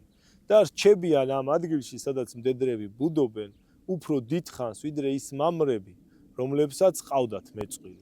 და ელიან მომენტს რომ როგორღაც ნახონ მარტოხელა მდედრი. და აქედან გამომდინარე კი არის შესაძლებელი, რომ ერთ ბუდეში ორი მამრის ან სამი მამრის ხანდახან განაყოფიერებული კვერცხიც იყოს და რატომ? აი მაგალითად ჩემი მაგალითით გარიელებს, როდესაც ვიჭერ ბუდეზე მყოფ მდედრებს, იმიტომ რომ ძალიან მარტივია და უსაფრთხო, იმიტომ რომ ბუდეზე ვიჭერ, რგოლავ, ვუშვებ, მე ვარღვევ მათი კვებითი, როგორ თქვა, ანუ კვებით რეჟიმს, იმიტომ რომ თუნდა მას ეკვება სიტყვაზე დილის, არ ვიცი, 11-დან ვთქვათ პირველამდე ამ 2 საათს მე თუ მას 9-ზე დავიჭერ და გავუშვებ, შემდეგ 9-დან 11-მდე გამოიკვებება და ფოტოხმახებს ვაყენებ ხოლმე და აქედან მაქვს ეს ინფორმაცია, რამდენ ხანში ბრუნდება უკან ბუდეზე, ეს ისე ჩემით ძირითადად რომ არ მოხდეს კვერცხების გადაცემა თქვენი ჩარევით. დღესდღეობით აღარ, მაგრამ დაახლოებით 3 წლის განმავლობაში ყველა ბუდეზე მქონდა ფოტომახე, რომ დამედგინა ჩემი ზემოქმედება რა იყო ფრინველებზე. და რომ არ გავაგრძელოთ, ამ გარიელებს, როდესაც ვიჭერ მდედრებს ვრგოლავ, არის კიდევ ძირითადად მკვლევარები იყენებენ განაზომებს, ფეხის განაზომი, ფრთის განაზომი, ნისკარის განაზომი, წონა, მაგრამ ამ შემთხვევაში გარიელი ძალიან ითქრუნება, ისტრესება და არის რისკი, რომ ბუდე მიატოვოს. ამიტომ მე ვრგოლავ მხოლოდ და ვუშვებ. თუმცა რა ბევრჯერ ანუ გიშვებს ჩვეულებრივ ბუდეზე მჯდომით, ანუ ვიყენებ შესაბამის ესეთ მეთევზეები რასაც იყენებენ თევზის სამოყვანად, მაგას ვყიდულობ ჩოგამბადეს. ხშირ შემთხვევაში ხელითაც ვიჭერ, იმიტომ რომ ბუდეზე არის ძალიან დამოკიდებული და თუ მას მიჯაჭული, თუ მას არ დაემუქრა რაღაც დიდი საფრთხე, ბუდეს არ ტოვებს, იმიტომ რომ იცის რომ ბუდის დატოვება არის ბუდის დაკარგვის ტოლფასი. თუმცა ამის მერე მე თავად ვაფარებ კვერცხებს ამ ბუმბულს და რასაც მდედრი აკეთებს დედალი გარიელი თქვა თავისით, ამას ვაკეთებ, იმიტომ რომ მე გავუშვი და მას არ ქონდა დრო რომ კვერცხები თვითონ დაეფარა. მაგრამ ყველაზე საინტერესო რაც არის, ეხა აქ თქვენს კითხვაზე. ეს მამრები, რომლებიც დაძრწიან და ცდილობენ რომ მეწყვილე იპოვნონ, როდესაც მე მდედრს უშვებ ხოლმე, ძირითად შემთხვევაში რამოდენიმე ასეული მეც გაიფრენს და ჯდება ტბაზე. დაახლოებით 1 წუთში თუ სადმე მამრია, ძალიან კარგად ხედავენ, 3-4 მამრი მოდის ამ მდედრთან. როგორღაც თავისი სურვილები და ბუნებრივი მოთხოვნები დაიკმაყოფილოს. კი, და თქვენს კითხვას რაც შეეხება, სიმართლე გითხრათ, მე მსგავსი ინფორმაცია არ მაქვს, თუ სადმე ან ძველად საბჭოთა კავშირის პერიოდში, ან შემდგომ პერიოდში მსგავსი რამე ყოფილა.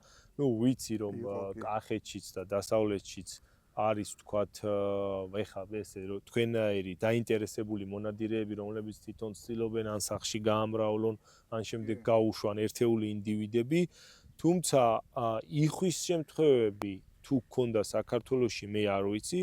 დღესდღეობით ჩვენი ველური ბუნების სააგენტო უშვებს ფრინველებს ბუნებაში, თუმცა ძირითადად გნოლი, კაკაბი და ხოხობია. კი, მაგრამ სამომავლოდ შეიძლება იყოს, რა თქმა უნდა, ეს იხვებიც.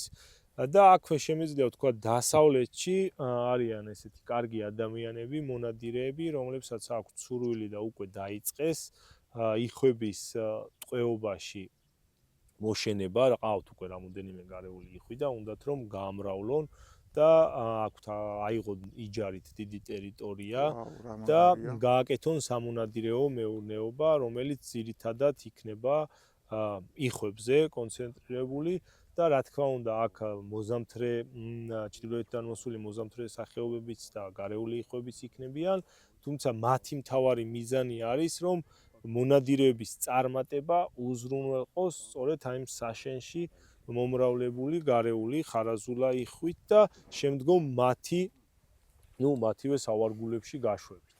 ძალიან კარგი. გააქვს რამე კითხვა? მე მაქვს. კითხვების მეტი რა გვაქვს? ეს კაცი გუშინ უნდა ჩამოგეყვა. მოდი კითხავ, ნიკა, ხო გადახედე ჩვენ დაგვჭა ბუდეები. აი ძალიან უკვე ფინალისკენ გავდივართ. დავაყენებთ მაგათ 15 ბუდეს. ძალიან ხო 4 საათში შეიძლება. ძალიან ბევრი, ასე რომ ვთქვათ, მონადირი არის, რომელსაც უნდა ეს საგაზაფხულო ნადირობები რო დაიშვას საქართველოში. თქვენ რას ფიქრობთ, რამდენად რეალურია ეს და თან გონიათ რომ რაღაცა ან მარტო ხარაზულა, ან მარტო ის არის ახლა თქვენ ბევრი ინდივიდები ჩამოთვალეთ, რაც ძირთად სანადირო პერიოდში არ გვხვდება ხოლმე და ამ შემოდგომა გაზაფხულის გადაფრენის დროს არის. ხო და თუ არის ამის საშუალება, ან რესურსი რო დაიშვას, ანუ რამდენად სწორი იქნება ამისი განხორციელება. რამდენად მზად არის საზოგადოება? აი ეგ არის ყველაზე მნიშვნელოვანი. ხო, საზოგადოება რამდენად მზად არის. ასე ვთქვათ. და მე ჩემ აზრს ჩაურთავ აქ, მე ვფიქრობ, რომ ამ შემთხვევაში, როდესაც ჩვენ ესეთ საბუდარების დაყენებას ვიწყებთ, თავისუფალი საზოგადოება რა, ესე რომ ვთქვათ, მე ვფიქრობ, ალტერნატიული ადგილები, სადაც არის, ანუ იხს რეალურად, სადაც უბუდია, თქვათ, პირობითად ჯანდარა და მსგავსი წყალსატევები, რაც გვაქვს, სადაც ასე რომ ვთქვათ, პოტენციური საბუდარი ადგილებია, მე ვფიქრობ, რომ იმ ადგილებში არ უნდა დაიშვას. იმიტომ რომ ეს ავტომატურად ხელშეუსრულის ბუდობას და ჩაშლის იმ პროცესებს, რაც ჩვენ წინ ჩამოთვალე, ან ახალი მოსული დარჩეს, ან ადგილობრივი მოვიდეს და დაიბუდოს, ასე რომ ვთქვათ, და მე ვფიქრობ, თუ დაიშვება ეს ისა რა ქვია, წითელი სათვალით რო ვარ. არა უშავ. თუ დაიშვება ეს ნადირობა, ხო, უნდა დაიშვას დინარის კალაპოტებში, არა წყალსატევებზე, სადაც საბუდარი ადგილები, არამედ აი ზოგადი თქვათ მინდორს ჩაგუბებული წყლები, სადაც არის როგორც ვიცი კონტროლი ძალიან გაჭირდება. კვრის ხეობები რაღაცა, აი ამნაირ ადგილებში მაქსიმუმ რო დაიშვას, რომ გამვლელი სადაც გვხდება ეს ფრინველი რა. ჯერჯერობით არა. ჯერჯერობით არა, მაგრამ თავიდან როცა დაიშვას, ყველაზე დიდი პრობლემა არის კონტროლი. მოდი ვთქვათ, რომ საკმაოდ კარგი შეიძლება მონადირეებისთვის რბილი და მისაღები კანონებიც გვაქვს, მაგრამ კონტროლი თითქმის არ გვაქვს. ამავდროულად არ გვაქვს სისტემა, რომელიც მონადირეებს დაანახებს, რომ მათი გადახდილი, ვთქვათ, მოსაკრებელი ხმარდება ანუ შეიძლება ხმარდებოდეს თქვათ ზოგადად ბიომრავალფეროვნების დაცვას, მაგრამ მათ უნდათ დაინახონ, რომ მათ ხმარდება მათ უკეთეს მომავალს და მათი უკეთესი მომავალი თქვათ რა არის? არის ის, რომ 10 ჯერ რომ ჩამოვა ზამთარში ჩანდარაზე და ერთხელ ვერ მოკლავს იხს, ანუ შემდგომ წელს უკვე 10-დან 1 წარმატებული კონდეს, იმის მომდევნო წელს 3 კონდეს წარმატებული და აი ამ წარმატებას ემსახურება ალბათ სწორედ ესეთი აქტივობები, რასაც დღეს ჩვენ აქ გავაკეთებთ. უნდა დავიწყოთ ამით, რომ დავგეგმოთ საგაზაფხულო ნადირობები. ანუ საგაზაფხულო ნადირობაზე ცოტა ვიტყვი მაგაზეც, ნუ ჩემ აზრს.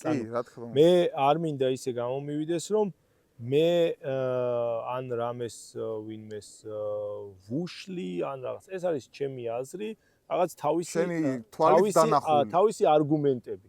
თუ სხვას აქვს სხვა აზრი, უკეთესი არგუმენტებიც, რომელიც ჩემს არგუმენტებს გადაფარავს, რა თქმა უნდა, შეგვიძლია მივიღოთ იმის აზრი და იმას გავყვეთ. რაც შეეხება საგაზაფხულო ნადირობას, იყო ამაზე გასულ წელსაც, განსაკუთრებით მარტში არის ხოლმე ეს ესეთი მოთხოვნადი თემა და მე რაღაც ერთ-ერთ ფორუმზე თუ მონადირეების ჯგუფში დავპირდი მათ, რომ მივაწვდიდი ინფორმაციას და სიმართლე გითხრათ 1 წლის თუ 2 წლის წინ იყო და დეტალები არ მახსოვს.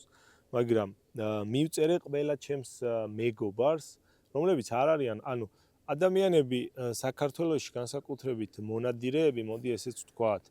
ანუ პირადად მეც ალბათ ან ადამიანებს, რომლებიც მუშაობენ კონსერვაციაში ან მეცნიერებაში, აღიქვამენ რაღაც მოწინააღმდეგეთ.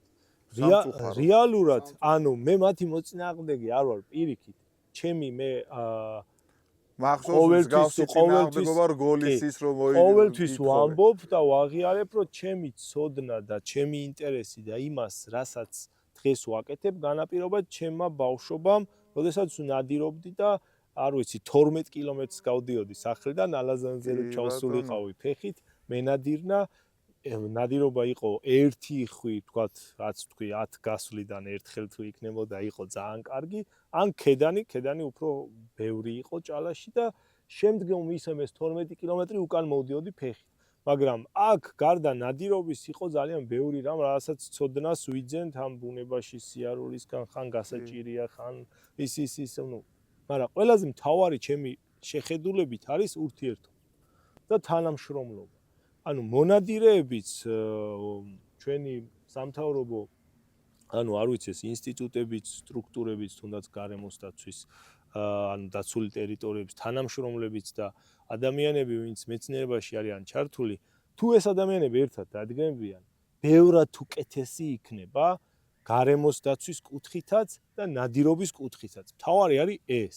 იქიდან გამომდინარე, რომ ბევრი პოსტი შემხედრია და უბრალოდ არ ვაქცევ ყურადღებას ან არ უპასუხობ, იმიტომ რომ არ აქვს ეხლა მასაც რომ ანუ მეც შეიძლება ითქვას და ამის არ მწვენია არც ჩემს მეგობრებში, ვინც მხოლოდ ანუ ასე ვთქვათ, ორნითოლოგები არიან და არც იმ მეგობრებში, ვინც მხოლოდ მონადირეებიან.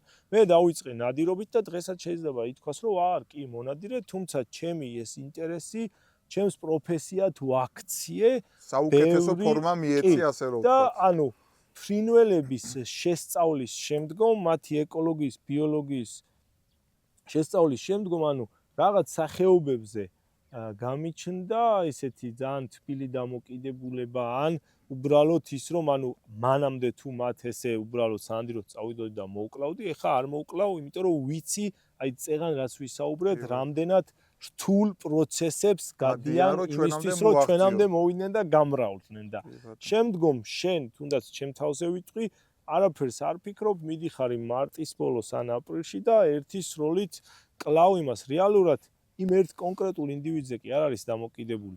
რეალურად შენ ერთ კონკრეტულ ინდივიდს ართმევ ბუნებას, რომელიც შეიძლება სექტემბერში ყოფილიყო 10-15, მაგრამ არა მხოლოდ ბუნებას, შენს თავს და შენს მეგობრებს. იმიტომ რომ შენი მეგობრებიც ხო ნადირობენ და მათაც ხო სჭირდებათ როსცეპატივი. ოჯახური პრინციპი, მარტო შენ ხო არ ანუ მარტო ის ხო არ არის რომ მე გავიდე და მე ვისიამოვნო. კი ბატონო. ანუ სხვასაც ხო უნდა შეხვდეს, არა? და აი აქედან გამომდინარე ერთმანეთის პატივისცემა არის ყველაზე მნიშვნელოვანი და მოდი დავამთავრებ. 5 წუთი მაქსიმუმ.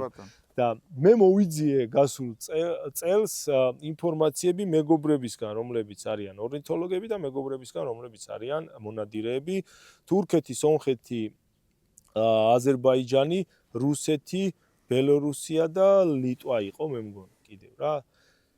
აღმოჩნდა რომ ორ ქვეყანაში, ბელორუსიაში და რუსეთში არის საგაზაფხულო ნადირობა, კი ბატონო. ბელორუსიაში ამას უფრო აქვს არ აქვს უფრო იმდენად დატვირთვა რაც რუსეთში არის, ანუ ამის ახსნა რუსეთში არის მარტივი, რომ ზამთარში ანუ მთელი რუსეთი, მაგალითად მოსკოვის შემოგარენში საგაზაფხულო ნადირობა არ არსებობს. ანუ მხოლოდ იმ ტერიტორიაში არის საგაზაფხულო ნადირობა, სადაც ფრინველები აგვისტოში ტოვებენ საბუდარ ტერიტორიებს და უკან ბრუნდებიან მარტში. ვაუ. და ეს ადამიანები შეუძლებელია მათთვის ინადირონ ან ზამთარში, ან შემოდგომაზე. იმიტომ რომ აგვისტოში ნადირობის სეზონი არ არის გახსნილი. დაამთავრა ბუდობა, დაზარდა ბარტყები, გამოფრინდა გამოსაზამთრებლად. ადგილობრივმა მონადირემ ვერ ინადირა. ჩავიდა მარტში და დაიწყო ბუდობა. ბუდობს ვერ ინადირა და აქედან გამომდინარე, მაშინ უნდა უთხრათ, რომ შენ ამ სახეობაზე ნადირობა არ შეგიძლია და ქოტა არ გექნება. შესაბამისად ამ კონკრეტულ არ ვიცი ეს დააბალანსეს რეგიონული თუ სიტუაცია. საოლქო თუ არ ვიცი ვინ როგორ გააკეთა, მაგრამ აი კონკრეტულად რუსეთზე რო ვისაუბროთ, რუსეთში გაითვალისწინეს ადამიანების ესე იგი სურვილი და ყველაზე მთავარი რაც არის მათი ეკონომიკური მდგომარეობა. ეს ადამიანები, ვინც ძირითადად უკიდურეს ჩრდილოეთში ცხოვრობენ, აი ცხოვრობენ ძალიან გაჭირვებულად. და განსაკუთრებით გაზაფხულობის, როდესაც მათი საკვები დანაზოგი ზამთრისა, რაც ჰქონდათ, უკვე მილეულია და მიწურულია და საგაზაფხულო დაიწყებენ შრომას, მაგრამ ის რაღაც პერიოდი სჭირდება რომ მოვიდეს, უკვე უჭირთ მათ რეალურად. მართლა უჭირთ საკვები. და შესაბამისად მთავრობა მიიღო გადაწყვეტილება, რომ ამ ადამიანებს ანუ დაუდგეს გვერდში, გაითვალისწინოს მათი აზრი და აძლევენ 2 კვირიან, 10 დღიან, ან 20 დღიან ვალადებს. ეს არ არის 4-5 თვიანი და 6 თვიანი. ხშირ შემთხვევაში საერთოდ უფასოდ. იმიტომ რომ ანუ სახელმწიფო და მთავრობა უნდა ემსახურებოდეს ხალხს და ხალხის მოთხოვნილებებს უნდა მეტნაკლებად აკმაყოფილებდეს. ხო, ანუ საზოგადოებას ეხა საქართველოში უმრავლესობას თუ უნდა ნადირობა და ვიღაცა გამოდის და იძახის, არა, ნადირობა არ შეიძლება, ეგ არის, მაშინ ამ საზოგადოების მიმართ უპასუხისმგებლობა, უპატივცემულობა, ხო? ანუ თუ საზოგადოებას რაღაც სჭირდება, შეძლებს და გვარად სახელმწიფომ უნდა უზრუნველყოს, რომ მათ ეს რაღაც მისცეს, ხო? როცა ეს მნიშვნელოვანია ცხოვრებაში და არა გართობის მიზნით კეთება ამ საქმის.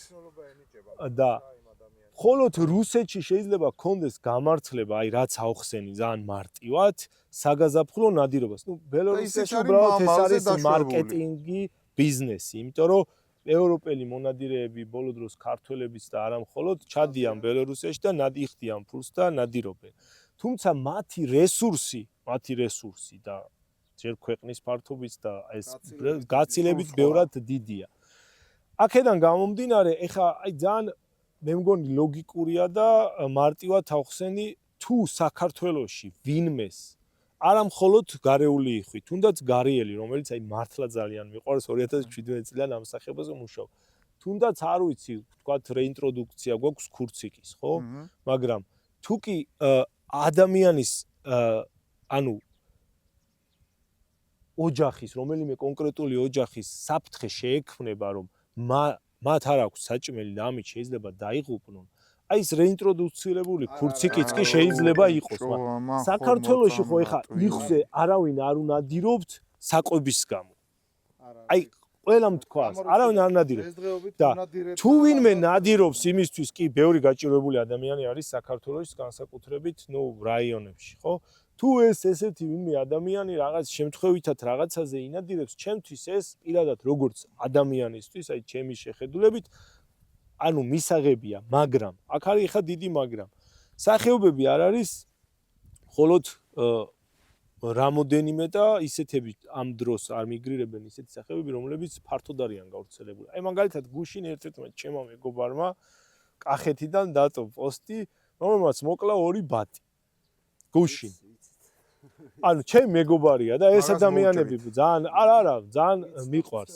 მაგრამ ამოუჭრით ხო ახლა. ანუ ერთი კვირის წინ კახეთში მოკლეს, არ ვიცი, 5 ბატი ვიღაცამ, ანუ ბატი, ანუ ძირითად შემთხვევაში ეს იყო რუხი ბატი, რომელიც არის ფართოდ გავრცელებული ჩრდილოეთში და გასულ წელს საქართველოში დავაფიქსირეს 3 ბუდობა, 3 წყვილის ბუდობა, წარმატებული ბუდობა და ეხლა პატარა სტატიასაც ვაქვეყნებ, დაწერილი მაქვს და გამოქვეყნდება.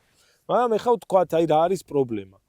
ვთქვათ, აი კონტროლი იქნება ყველაზე რთული. საგაზაფხულო ნადირობა ვთქვათ, დაუშვათ ვთქვათ, რომ კარგი ამ ადამიანების მოთხოვნა გავითვალისწინოთ და კახელები მონადირების არგუმენტი არის, რომ იქ ზამთარში იხვი არ არის და გაზაფხულზე მოდის.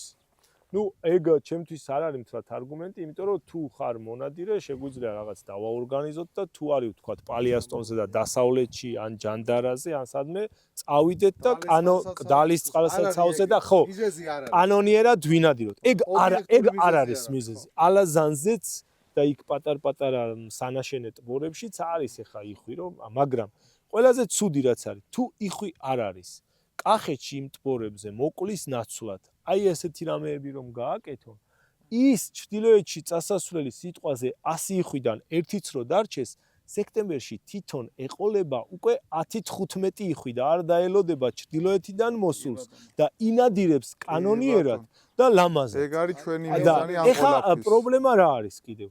ადამიანები, ანუ ვისაც ვიცნობ, ხო, ანუ ერთმანეთის პატივისცემა რაში გამომდინარეობს, როდესაც მე შენ პატივს ვცემ და ვიცი რომ თუნდაც რაღაც კონკრეტული, თუნდაც ეს იყოს ფრინველი, თუნდაც ეს იყოს არ ვიცი, აი ვეღურა ჩიტი, შენ გიყვარს და პატივს ვცემ, ხო?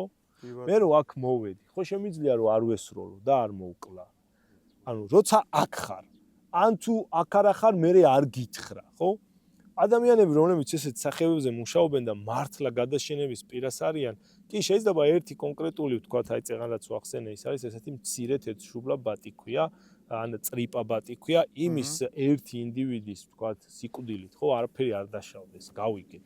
მაგრამ ერთი რამდენი ვარ თავნაირი ბევრია და ახლა მეც მინადირია და იმდენად ეშხში შესული ხარ იმ მომენტში, რომ ჯერ სახეობებს რომც კარგად ცნობდე, გიჭირს მე იქ რომ აი მოდი ეს არის და არ ვესროლო. შენი ემოციების კონტროლი გიჭირს, ეგ ერთი. და მეორე დღესდღეობით საქართველოში რაც გჭირს პრობლემა. ხო, კარგი ნათქვამები გვაქვს, ბევრი ახლა ყველას არ ვიტყვი, მაგრამ ყველაფერს ესვრის, რაც დაფრინავს, ყველაფერს ესვრის, რაც ამოფრინდება, ყველაფერს ესვრის. და ვთქვათ ახლა ჩემთვის პირველი პოსტი რო ვნახე 5 ბატი რუხი ბატები იყო და არ იყო იმდენად მტკივნეული და ემოციური, ნუ ხო ვიცი რომ ეს ახლა არაკანონიერია, მაგრამ მე ჩემი პრობლემა არ არის, ხო ახლა მე რაღაცები მინახავს ყოველთვის, შემიძლია ეგ ისტორიებიც მოგიყვეთ და ანუ იარაღია ნასვა მავნადირეებთან, უცხოებთან მივსულ ვარ მარტში და აპრილში და მისაუბრია რატო არ შეიძლება და რატო აკეთებენ ცუდ საქმეს გარემოსთვის და ჩვენთვის და აი კონფლიქტებიც მომსვლია, მაგრამ არასდროს არ დამირეკავს. დამირეკავს ანუ ვთქვათ 112-ში არა. ამას რატო ვიზახი? იმიტომ რომ ეს რაღაცა ჯარიმა და ეს კონფლიქტი სიტუაციას არ ხსნის. კი ბატონო. შემდგომში თუ იქნება დრო, პატარა ისტორიას მოვყვები, რაც ძალიან კარგად მუშაობს ადამიანების ქცევაზე და მიმბაძველობაზე. ჩვენ გვჭირდება ეს, რომ ადამიანს აუხსნა, რატო არ შეიძლება და როგორ შეიძლება რომ ესეთი რაღაცები თავიდან ავირიდოთ, მაგრამ იგივე ეს ნადირობისგან მიღებული სიამოვნებები გქონდეს თქვათ გაზაფხულ ან იმ შესაბამის დროს, როცა ნადირობა დაშვებულია. და თქვათ ის წრიპა ბატის ყრელობა, ნუ არაფერი, მაგრამ იმ სახეობაზე ადამიანები ყაზახეთში, რუსეთში, ჩრდილო ევროპაში შრომობენ, წვალობენ, ანუ ათეულობით და ათეულობით ასე მილიონობით ფულს ხარჯავენ. და შემდგომ იმ ადამიანებისთვის ისეთი რთულია, რომ ანუ ესეთი ადამიანების უბრალოდ ერთ ბედნიერ რაღაცა, ანუ გასართობად გასროლას შეეწირა ეს სახეობა, რომელიც ანუ არ ვიცი, ბევრი საზოგადოებისთვის შეიძლება რაღაც შემოსავლის წყაროც იყოს ოჯახებისთვის. მაგალითად არის ეს ეკოტურიზმი, ხო, ბერდოჩერი და აი მაგალითად გარიელი მას მე რაც მე ვიპოვნე. გახლა ძალიან პოპულარული. მაგხელა პოპულაცია რომ ნუ არა, საქართველოში არა, მაგრამ უცხოელები ჩამოდიან და უცხოელები რო ჩამოდიან გარდა იმისა, რომ ანუ საქართველოს ეკონომიკაში ფული შემოაქვთ, ხო? რა თქმა უნდა. ანუ ადგილობრივებში იქ რაღაც გესტჰაუსს იყენებს, იქ რაღაც მაღაზიას იყენებს, იქ საკვებს ყიდულობს, იქ სუვენირს ყიდულობს. კი. სოციალური ჯაჭვი. აი ამ რაღაცა ერთი იხვის გამო სიტყვაზე რა, რომელიც შემდგომ ანუ ქვეყნის უკეთესობას და ქვეყნის თუ არა ამ რაღაცა ლოკალური ერთი სოფლის უკეთესობას მაინც ხმარდება რა. ნუ ეხა ამ თემაზე რო ვისაუბროთ, ძალიან ბევრს სწავლთ. იყო მაგალითად ერთი შემთხვევა წითელმკერდა ბატი. არა, კაია. ამოჭერით ბევრი რაღაცა და ჩასწრა. წითელმკერდა ბატი არის ერთი ესეთი სახეობა, რომელიც 20 წელი საქართველოში დაფიქსირება არ იყო, არავის არ ენახა. და ადამიანმა შემთხვევით წითელმკერდა ბატი. კაზარკა ქვია უფრო მონადირეებში. გობას უყვარს მაგი. მე როგორც გავიგე ხაშურში ყავდა ერთ ადამიანს მოკლული, მაგრამ 2 წლის წინ ერთ-ერთმა ადამიანმა საღამოს გადაფრენაზე შემთხვევით მოინადირა ეს სახეობა რა. და მე იქ რაც იყო ვიღაცები წერდნენ რა, უნდა დავაჯარიმოთ ეს წითელი სახეობის ნუსხა გლობალურად. პირველი მე ვიყავ, ვინც დაწერა რომ ხალხო არაფერი არ უნდა დავაჯარიმოთ, ადამიანმა თქვა რომ შემთხვევით მოინადირა და გააკვირვებულმა დადო პოსტი, რომ აი ესეთი იხვი არავის არ ენახა მის სამეგობროში და ჩვენთვის ეს არის ძალიან ჩემთვის იყო გასახარი ინფორმაცია, იმიტომ რომ ეს სახეობა საქართველოში მე არ მინახავს და იმედი მომეცა რომ ესე იგი უკვე შემოდის ეს სახეობა. დაახლოებით 40 წლის წინ შავ ზღვაზე მზამთრობდა, მერე შეიცვალა მათი მიგრაციის მარშრუტები და უკრაინის ყაზახეთში ბუდობენ. რუსეთზე გადადიან, უკრაინის გავლით ჩადიან ბულგარეთში და იქ ზამთრობენ.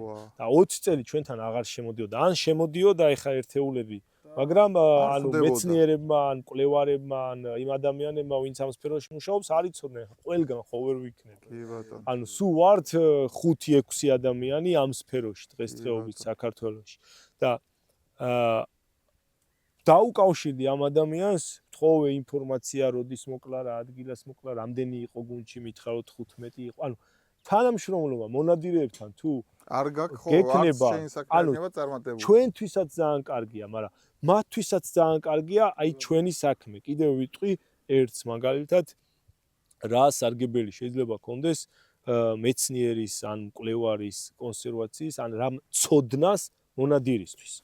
2013 ან 14 წლამდე ჯავახეთში ნადირობის სეზონი იხსნებოდა 1 ნოემბერს.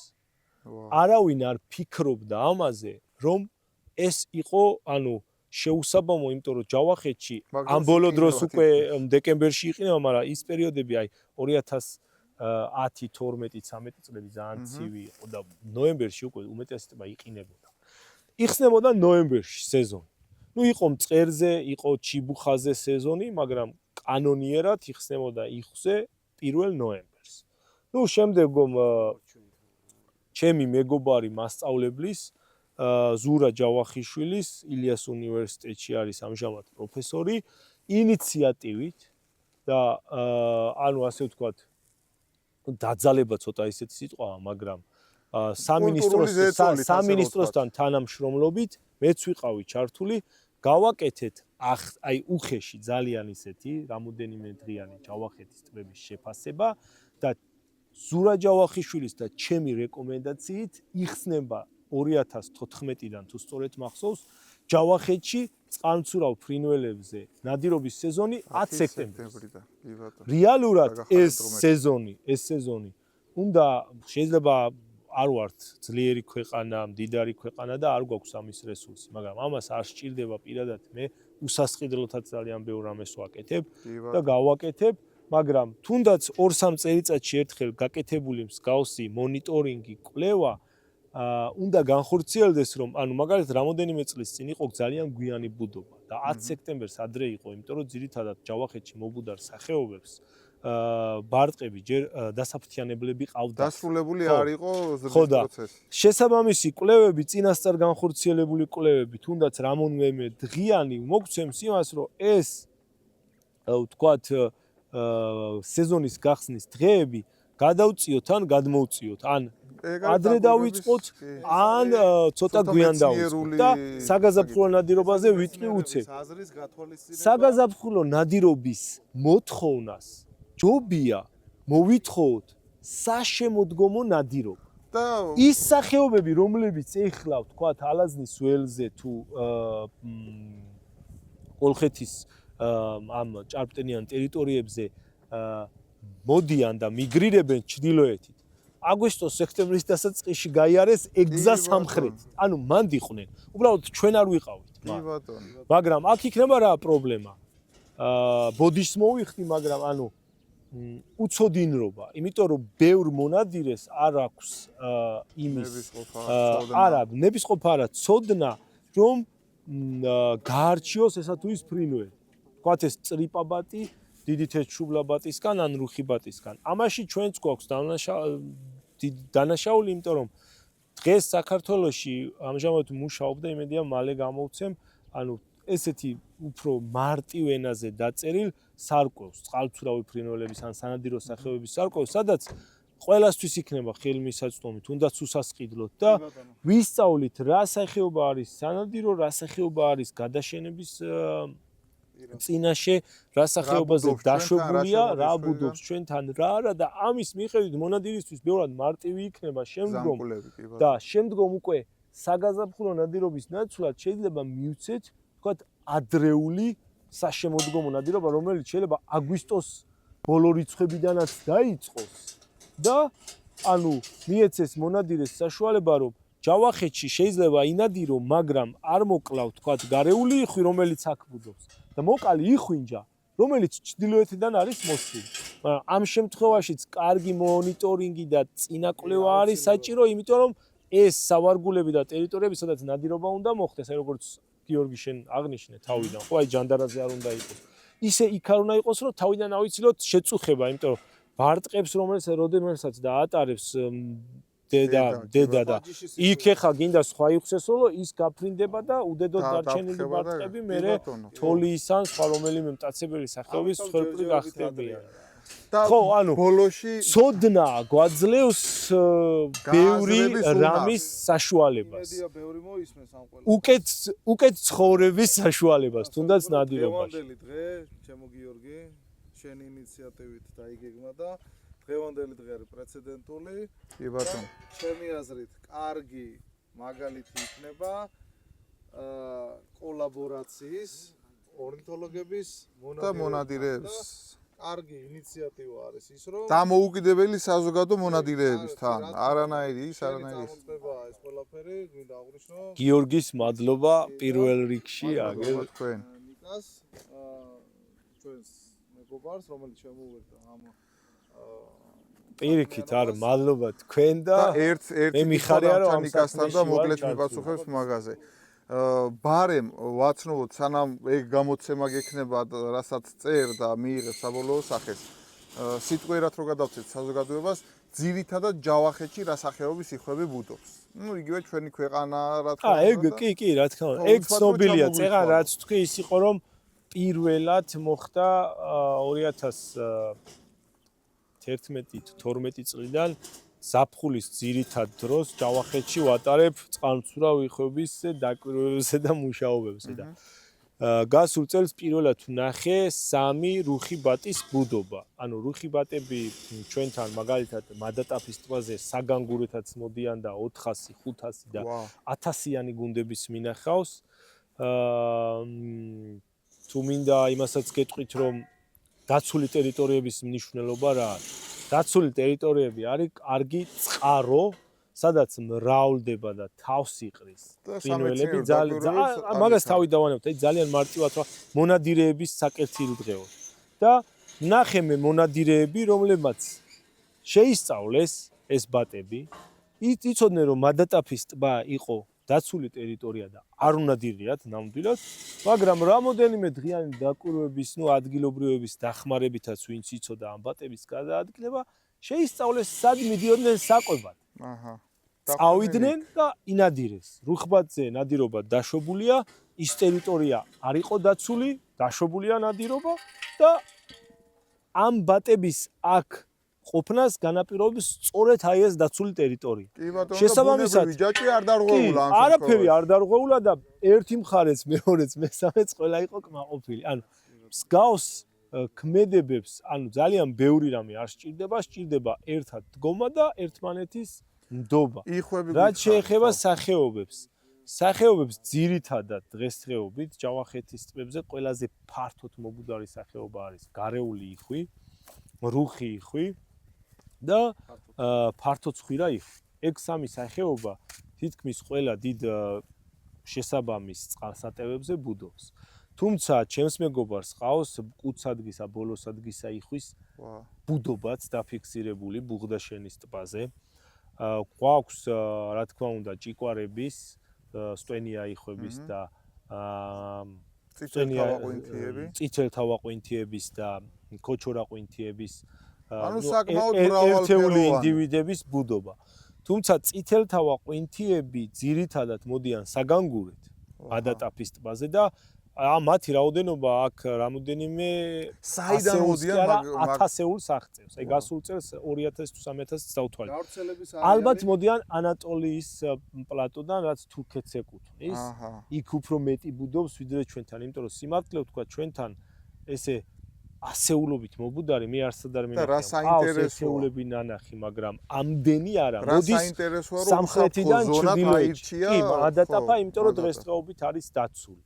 და კიდევ სხვა სახეობის იხვები, ერთეული იხვები შეიძლება იყოს. გარიელი მხოლოდ ტაბაწყურის ტბაზე ყავს დღესდღეობით. აი წითელი იხვი. წითელი იხვის ოგარი. წითელი იხვი ჯავახეთში ტაბაწყურზეც ყავს. კი, ტაბაწყურზეც ყავს ასე ვთქვათ მობუდარი, წლებია ბუდობს, წლები არა და ყავს ასევე ჯავახეთშიც რამოდენიმე წლებზე. თუმცა ბუღდაშენის ტბაზე აგვისტოში თუ მიხვალთ, არის 2000-3000 წითელი იხვი. ისინიც მოდიან თურქეთიდან ამ ტბაზე საგანგუროდ. ამოღება წითელი იხვის დღესდღეობით 2006-ში იქმნა საქართველოს დღესდღეობით კანონმდებლობით მოქმედი წითელი ნუსხა 2006-ში და უცვლელად განახლდა, მომდი ასე ვთქვათ, არ განახლებულა, მაგრამ უცვლელად უბრალოდ დაკოპირდა და ასევე მიღებული იქნა 2014 წელს. იმის მერე არ შეცვლილა. მას მერე 2020-ში თუ 21-ში სამინისტროს დაკვეთით, ჩვენ გავაკეთეთ კვლევა, სადაც შევიტანეთ პოტენციური სამიზნეს სახეობები და ვუთხარით, რა სახეობები უნდა ამოღრიცხულიყო წითელი ნუსხიდან და გადასულიყო სანადირო სახეობებად, ერთ-ერთი იყო წითელი იხვი. იმიტომ რომ დღეს წითელი იხვს საფრთხე არც საქართველოში და არც გლობალურად არ ემუქრება. ასევე ჩვენი რეკომენდაციით, ჯერ არ გაკეთებულა ეს საქმე არც გასულა პარლამენტში განხილვაზე, მაგრამ ახალი წითელი ნუსხაც შევქმნით 2022-ში და იმედია რომ ახლო მომავალში ეგეც გვექნება და ეს ყველაფერი დამიჯერეთ ისევ და ისევ მონადირეების საკეთილდღეოდ იქნება, იქიდან გამომდინარე რომ ჩვენ დაოსხედით და ვიმსჯელეთ და სრულიად დღეს არსებული კვლევების საფუძველზე მივიღეთ გადაწყვეტილება არგუმენტირებულად, რატომ უნდა ამოღებული იყოს მაგალითად წითელი ნუსხიდან არ უნდა იყოს მოწყვლადის სტატუსით და შესაძლებელია იყოს თქვა სანადირო ნუსხაში შეტანილი წითელი იხვი, ხო? და ერთ-ერთი ჩემი კიდევ იყო არგუმენტი მაგალითად ბევრი ვიმსჯელეთ ჩვამაზე, ბაკლანზე, რომელიც ბაკლანზე მსროლელი მონადირე და ბაკლანზის, მოდი ასე ვთქვათ, მკვლელი არის ბრაკონიერი დღევანდელი კანონმდებლობით. მაგრამ ჩვენ ვიმსჯელეთ და ძალიან მარტივად ვსაუბრობ, ხო? აი მე ადამიანურ ენაზე საუბარი ბევრად უფრო მიყვარს. იმიტომ რომ ვინ დაადგინა რომ გარეული იხვი უნდა იყოს სანადირო სახეობა და ვინ დაადგინა რომ ჩვამა, ბაკლანი არ უნდა იყოს სანადირო, ხო? ადამიანმა იქიდან გამომდინარე რომ ნადირობდა ამ კონკრეტულ. თუ დღეს ვიღაცები ნადირობენ ბაკლანზე და ვიცით რომ ბაკლანის რიცხოვნობა საქართველოშიც და მსოფლიოშიც იზრდება, გავხადოთ სანადირო სახეობა, ხო და თუ ვინმეს არ ვიცი ახლა მე როგორც ვიცი და გამოცდილებაც მაქვს წარსულიდან მაგისი, ძალიან ისეთი პარაზიტი დარე ხორცი თვითონ ხორცი აქვს, სუნი აქვს და კვებითი ღირებულება აქვს ძალიან დაბალი. თუმცა ნოლს მე ვერ ვიტყვი, იმიტომ რომ კახეთში ძალიან ბევრი ადამიანი ჭამს და არა მარტო კახეთში, დასავლეთში უკვე ბევრი მონადირე ჭამს, განსაკუთრებით დიდ ჩვამას. რაზე გავლენას ახდენს? დიდ ჩვამას. პატარა ჩვამას, მცირე ჩვამას ჯანდარაზე ბუდობენ, აი იქ აზერბაიჯანის მხარის არის ჩალები და ძირითადად იქ 2010-2013 წლებში მე ვიცვლედი აქ ფრინველებს და 2000-2500 ინდივიდს ვიცვლედი. მაგრამ იმ პერიოდში იყო ნადირობა, იმიტომ იხვი არ იყო და ხა იხვი რო არ იყო და მონადირე აი იმ ჩალაში იდგა მთელი დღე, უნდა და არ უნდა და აღარ უთმენდა გული, მესმის ეგ ყველაფერი და უზომოდ იხოცებოდა აი 2010-დან 2017 წლებში მცირე ჩვამა, აი ამ ტბაზე, თვითონ ამ და დღეს არის რამოდენიმე, არ ვიცი, შეიძლება ასეული იყოს, იმიტომ რომ არ მაქვს წვდომა მე აზერბაიჯანის მხარეს, მაგრამ მე ვფიქრობ, რომ რამოდენიმე ათეული წყვილი ქოჩორაყვინთიები არიან, მე მგონი ეგე.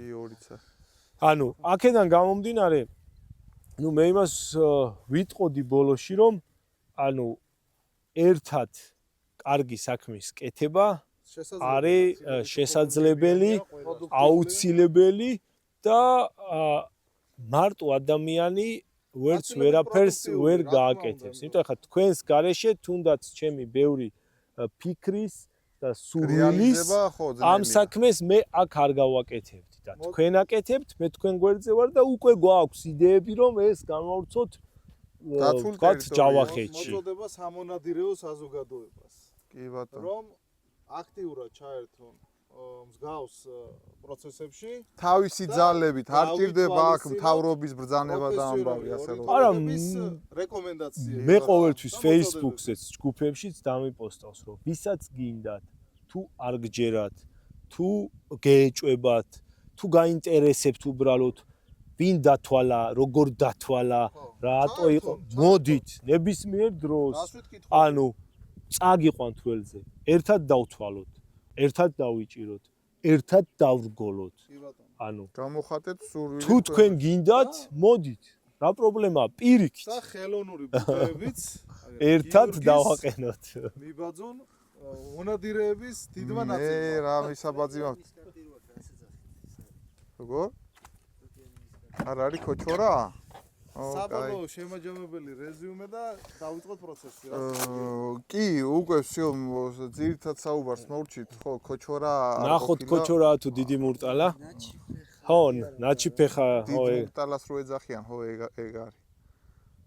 დიდი მურტალაა ორივე, კი.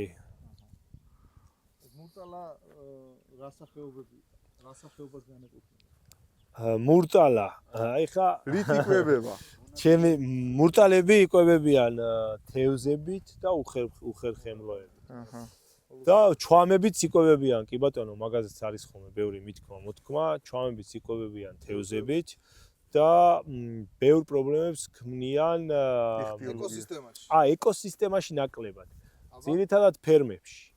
იმიტომ რომ ვისაც ბიზნეს, სამეურნეო, ანუ ეკოსისტემაში ნახეთ როგორ არის თუ აქ თევზის რიცხოვნობა შემცირდა, მათ აღარ უღირთ აქ ყოფნა, იმიტომ რომ კი ბევრი ენერგიის დახარჯვით მოპოვებული საკვები მათთვის ღირებული აღარ არის. როგორც ქართველებს. ხო, რა თქმა უნდა, წყალქვეშ დევნა უყვართ ეს ნადირობის პროცესი, მათაც უყვართ და საჭიროა მათი გადარჩენისთვის, მაგრამ თუ მთელი დღე წყალქვეშ უნდა დიოს და ერთი თევზი დაიჭიროს, აქ ჩომა არ იქ. ანუ შეიძლება ესეთი სახეობები იყოს კარგი ინდიკატორის სახე. აი მაგალითად გასულ წელს პირველად ჩვამების დიდი კოლონია შეიქმნა ფარავნის ტბაზე. 427 თუ 28 უშუალოდ ბუდე დავთვალე. ყველა იყო წარმატებული.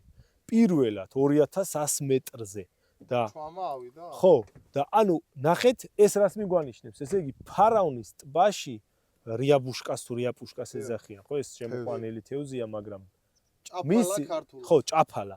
ჭაფალის რიცხოვნობა ძალიან დიდია, იმიტომ რომ მე შემდეგ რო დავდიოდი აქ, როდესაც მიდიხარ ეს ბარტყები, ახლო რომ მიდიხარ, ანუ ანთხევს რაც აქვს ნაჭამი და სუჭაფალა იყო. ანუ ეს უკვე არის ანუ ადამიანები აღიქვამენ უკვე მერე ჩვამას კონკურენტად. და წარმოიქმნება კონფლიქტი. ანუ რეალური იმიტომ რომ მეც თევზს ვჭამ და ჩვამაც თევზს ჭამს. ანუ შენი აზრით ნიკა ჩვამაზე ნადირობა თუ დაიშვება, არ უნდა დაიშვას როგორც მავნებელი ფრინველი, არამედ უბრალოდ შეიძლება ვიღაცა საკვებად იყენოს. კი, ანუ ნახეთ, შეიძლება დაიშვას ნადირობა როგორც სანადირო სახეობა და თუ ვისმეს აქვს სურვილი მოკლას და ჭამოს და ამით შეიძლება ხელიც ანუ დავაბალანსოთ, თქვათ, მათ მიერ ანუ თევზის გამოყენება. თუმცა ანუ რაც თქვი ჯავახეთში მაგალითად თუ არ არის მათთვის საბუდარი პირობები და რაც არის კუნძული საბუდრად და საკვები ბაზაა ყველაზე მნიშვნელოვანი, ხო?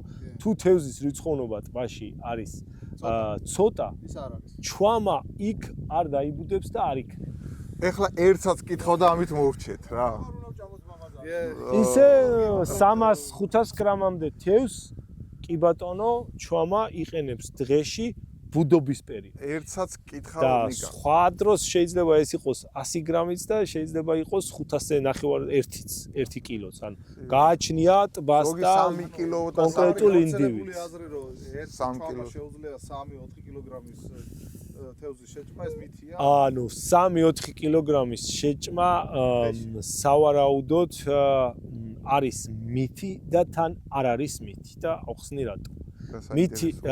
მითი არის თუ ამ სიტყვებს ჩვენ მოვიტანთ ბუნებიდან. ანუ ბუნებაში ველურ გარემოში, სადაც ჩვამები ადამიანის ზემოქმედების გარეშე ცხოვრობენ, 3 კილო თევზი მათ არ სჭირდებათ. ძალიან ბევრი კვლევა არსებობს, მე პირადად არ ჩამიტარებია ჯავახეთში, მაგრამ თუ ვისმეს დაინტერესებს, მონადირეებს ან არ ვიცი თქვენ სხვა მაყურებელს, მოვიდეს და მე და მათ ერთად ჩავატაროთ, აგერ კარგი შანსი გვაქვს ჯავახეთში ფარაონის ტბაზე, წელსაც იქნება ის 400-იანი კოლონია. თუმცა ეხლა რას ვიტყვი უცებ მოკლედ. მე რაც მოვიძიე, ანგარიში მქონდა დასაწერი და ბუდობის პერიოდში, როცა შვილებს კვებავს, კი ბატონო, ეს შეიძლება ავიდეს 1 კილომდე პლუს მინუს 200 გრამი. თუმცა როცა შვილებს არ კვებავს, ეს არის დაახლოებით დღიური მისი საკვები 300-500 გრამი თევზი. მაგრამ ეს არ ნიშნავს, რომ ყოველდღე მათ აქვთ უნარი რომ რამოდენიმე დღეც ანუ იყვნენ ხო ანუ ან 100 გრამით დაკმაყოფილდნენ მაგრამ თუ არის პირობები 300-500 გრამი ბუდობის გარეშე ყველაზე ხო და თან მითია და თან არ არის მითიო იმიტომ ვთქვი რომ რეალურად თუ ადამიანი ხელოვნურად მას 3 კილო თევზს მთელი დღის განმავლობაში აჭმევს ისეთი ხარბია ღორმუცელა გვაქვს კარგი სიტყვა ქართველებს ხო 3 კილოსაც შეჭამს და თუ ამ გზით წავალთ მაშინ კი ბატონო თუ ესე ხელით შეიძლება ველურ ბუნებაში ბევრ ცხოველს ბევრი რამე შეუძლია ხო მაგალითად გელს მგლის ხროვას შეუძლია ალბათ არ ვიცი მოკლას 10 შველი თქვათ ბუნებაში მაგრამ ერთ შველს თუ დაიჭერს და მოკლავს ყველა იზიარებს იმ საკვებს და შემდგომი შეიძლება კვირები ან ერთი თვე აღარ დასჭირდეს მას სხვა თორე შეძლებით როგორ არ შეუძლია შეძლებით შეუძლია ეხლა ჩვენს რელსებს რო დაუბრუნდეთ ბუდეების მონტაჟის ამბავში ეხლა ბევრი იკითხავს რა სადაც წყალი დგას ყველგან შეიძლება დარჩება საკვებაზესაც ხო აქვს მნიშვნელობა და ასე შემდეგ და ასე შემდეგ ანუ რა მაინტერესებს და ამ ჩემი ხედვა არის ესეთი რომ იმ წიწილს ბევრი საკვები ბაზა არაფერი არ უნდა თავიდან თავარია რომ გამოიჩეკოს წყალში მოხვდეს და თუ არის მის გარშემო ასე რომ ვთქვა მყუდრო გარემო თითქმის ნებისმიერგან შეძლებს იხვი მწვანე ბალახითაც კი იკვებება ასე რომ ვთქვა თუ რა არის მისი ძირითადი საკვები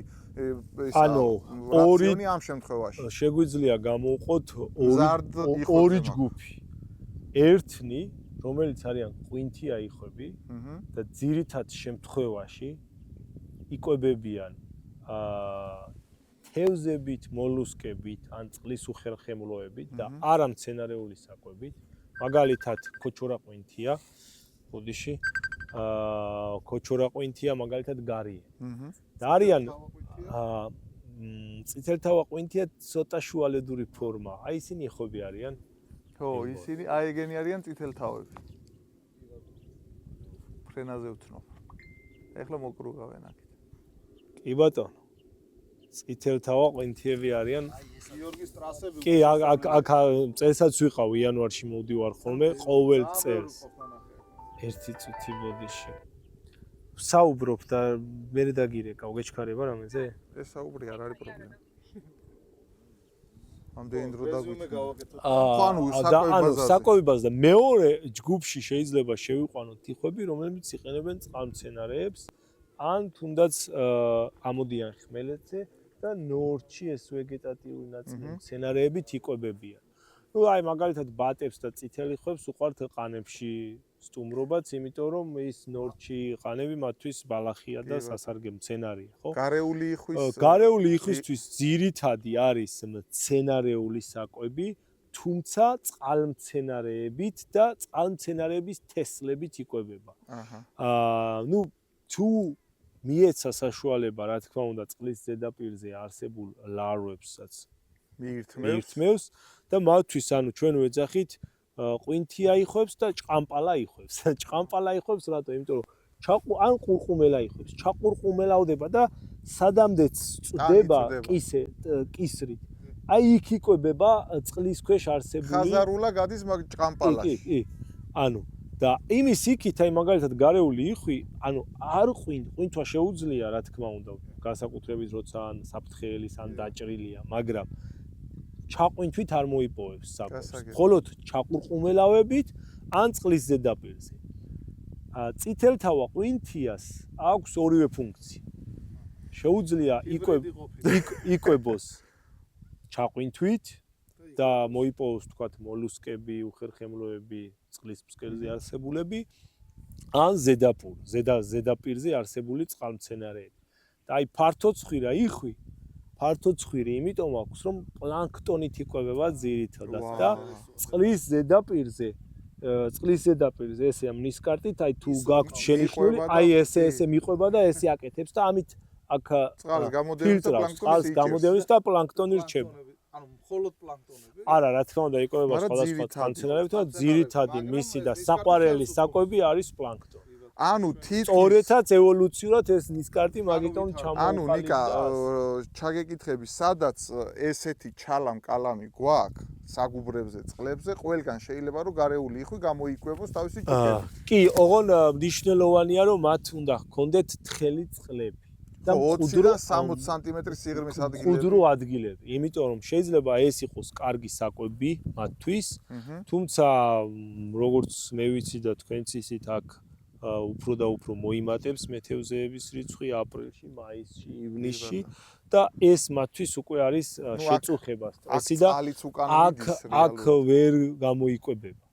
რომც კარგი საკვები იყოს მათთვის. ნუ შესაძლებელია ღამე მოვიდეს, რა თქმა უნდა. გასაგებია. ჯობია ახლა, ნუ რა ვიცი, დავზვეროთ, თქვენ უკვე მე როგორც ვიცი შერჩეული გაქვთ ადგილები და ბუდეები, ნუ თავსდება, რა თქმა უნდა, ხშირ შემთხვევაში ბუდეებს უბრალოდ სანაპიროზეც ათავსებენ, თუმცა ჩვენ შემთხვევაში სანაპიროზე არ გამოგვივა ორი მარტივი მიზეზის გამო.